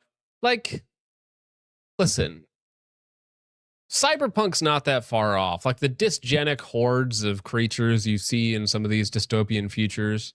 You know, it's predictive programming, it's indoctrination, it's demoralization, it's all of the above. But damn, what a wonderful set of ASMR there. Just close your eyes and listen to the sounds of the Safari. Hold on, let me get cameraman over here. Let me get cameraman over here. Let me get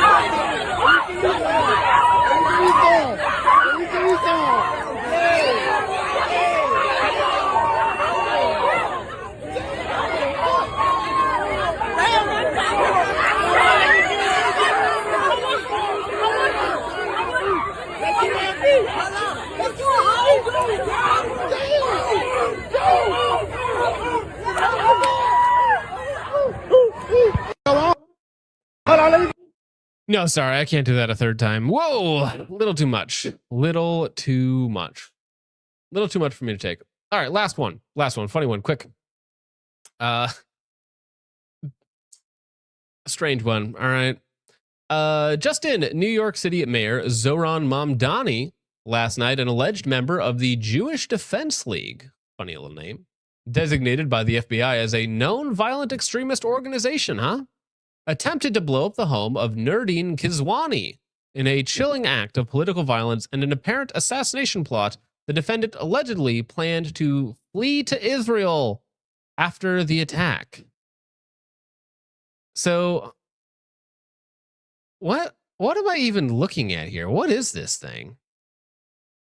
What we have tribal warfare in the streets of America between, like, we literally imported Middle Eastern politics into America and are surprised when we see gang warfare or class warfare or tribal warfare. You know, it's like the Somalis hating other Somalis because they're the wrong tribe. So we import Somalis in here to get tribal warfare. I mean, that's what we're doing, right? We're importing Middle Eastern groups who hate each other, and surprise, they still hate each other when they're here. So yes, we have somebody named Nurdin Kizwani trying to be blown up by thingamajig for Israel.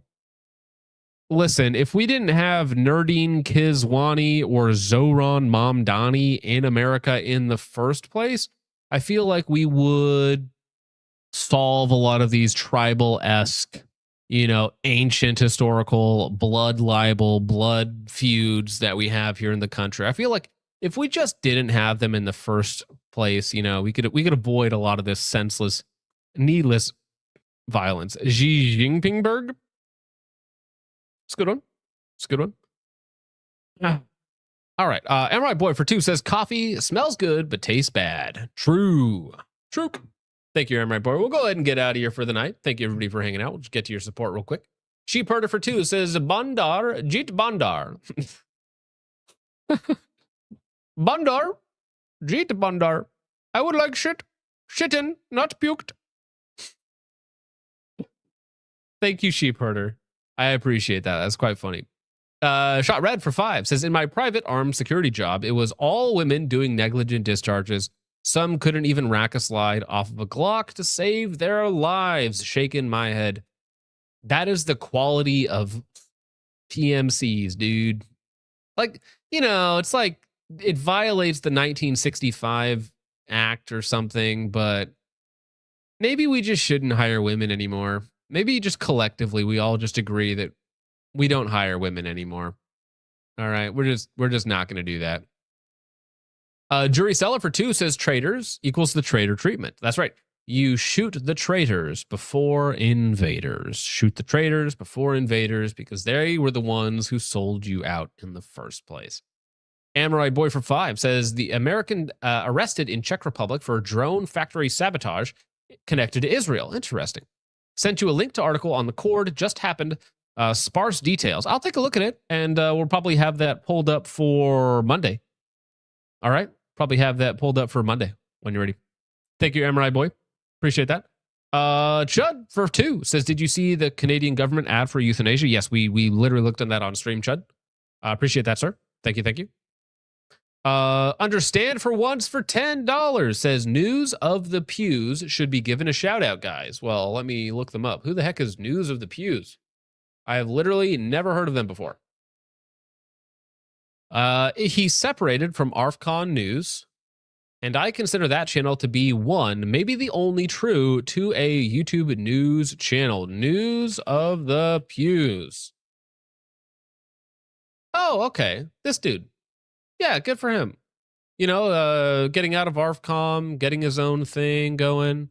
He's not going to deal with, you know, super spicy topics, but he'll talk about the gun news. So good for him. You know, I'm glad to see him going out, doing his own thing. I don't really like the AI thumbnails too much. I find them tedious to look at, but, you know, okay. He's got his own show. Good for him. News of the Pews. Heathen from Texas for 5 says sounds like audio from early body cam, dash cam, or VHS horror films. No, dude, that tranny was going at it. Dude. Thank you, Heathen from Texas. Appreciate you. Cody Fisher for 2 says a rusty pitchfork. I think that works. I think a rusty pitchfork works. I think it's, you know, it's not efficient. It's not clean, but it does get the job done. Zanico for 2 says, sent an article on the gram. MD, I worked with the same thing. Dude, I get too many emails and messages to look at all of them. Sold him some guns. Oh, yeah. So another doctor in Indiana loses license for sexual contact with patients and falsifying medical records. So, yeah, changing stuff for like giving people drugs for sex as a doctor, like obviously a violation of your Hippocratic oath, and we should probably just kill you legally with the justice system. Thank you, Zanico. Jury Seller for 2 says, John, we don't want more people here in Sodak. Nobody's going to move to South Dakota, dude. It's ugly and boring, okay? I came here because it was cheap. Well, as things get more expensive elsewhere, people might move here, so. But it's only based people that watch this show, so it won't be too bad. Cody Fisher for 2 says the focus lands. Yes, the focus lands. We could do a Sodak takeover. Chud McGill for 2 says, why don't we get an average IQ map of Africa as well? Yeah, not great. 60. Bro, dude, base camp comes in at the 3-hour mark and says, yo, what up, dogs? As we're literally ending the stream. But you know what? They had a good video the other day on the SIG MCX. A bad video, I should say, okay? Because they are incorrect, okay? You shouldn't buy one, and they have like risered on their gun or something. It's not a good look, okay? But you should still go watch the video and go give them a like, okay? You know, you might as well do that, base camp. Probably one of the best, if not the best, new gun shoot tube channel out there. Okay, so you can still go give them a like or something, or you can tell them why the SIG MCX is bad. That's what you should do, honestly. Like, repent, okay? Repent and turn away from your SIGger ways. Okay.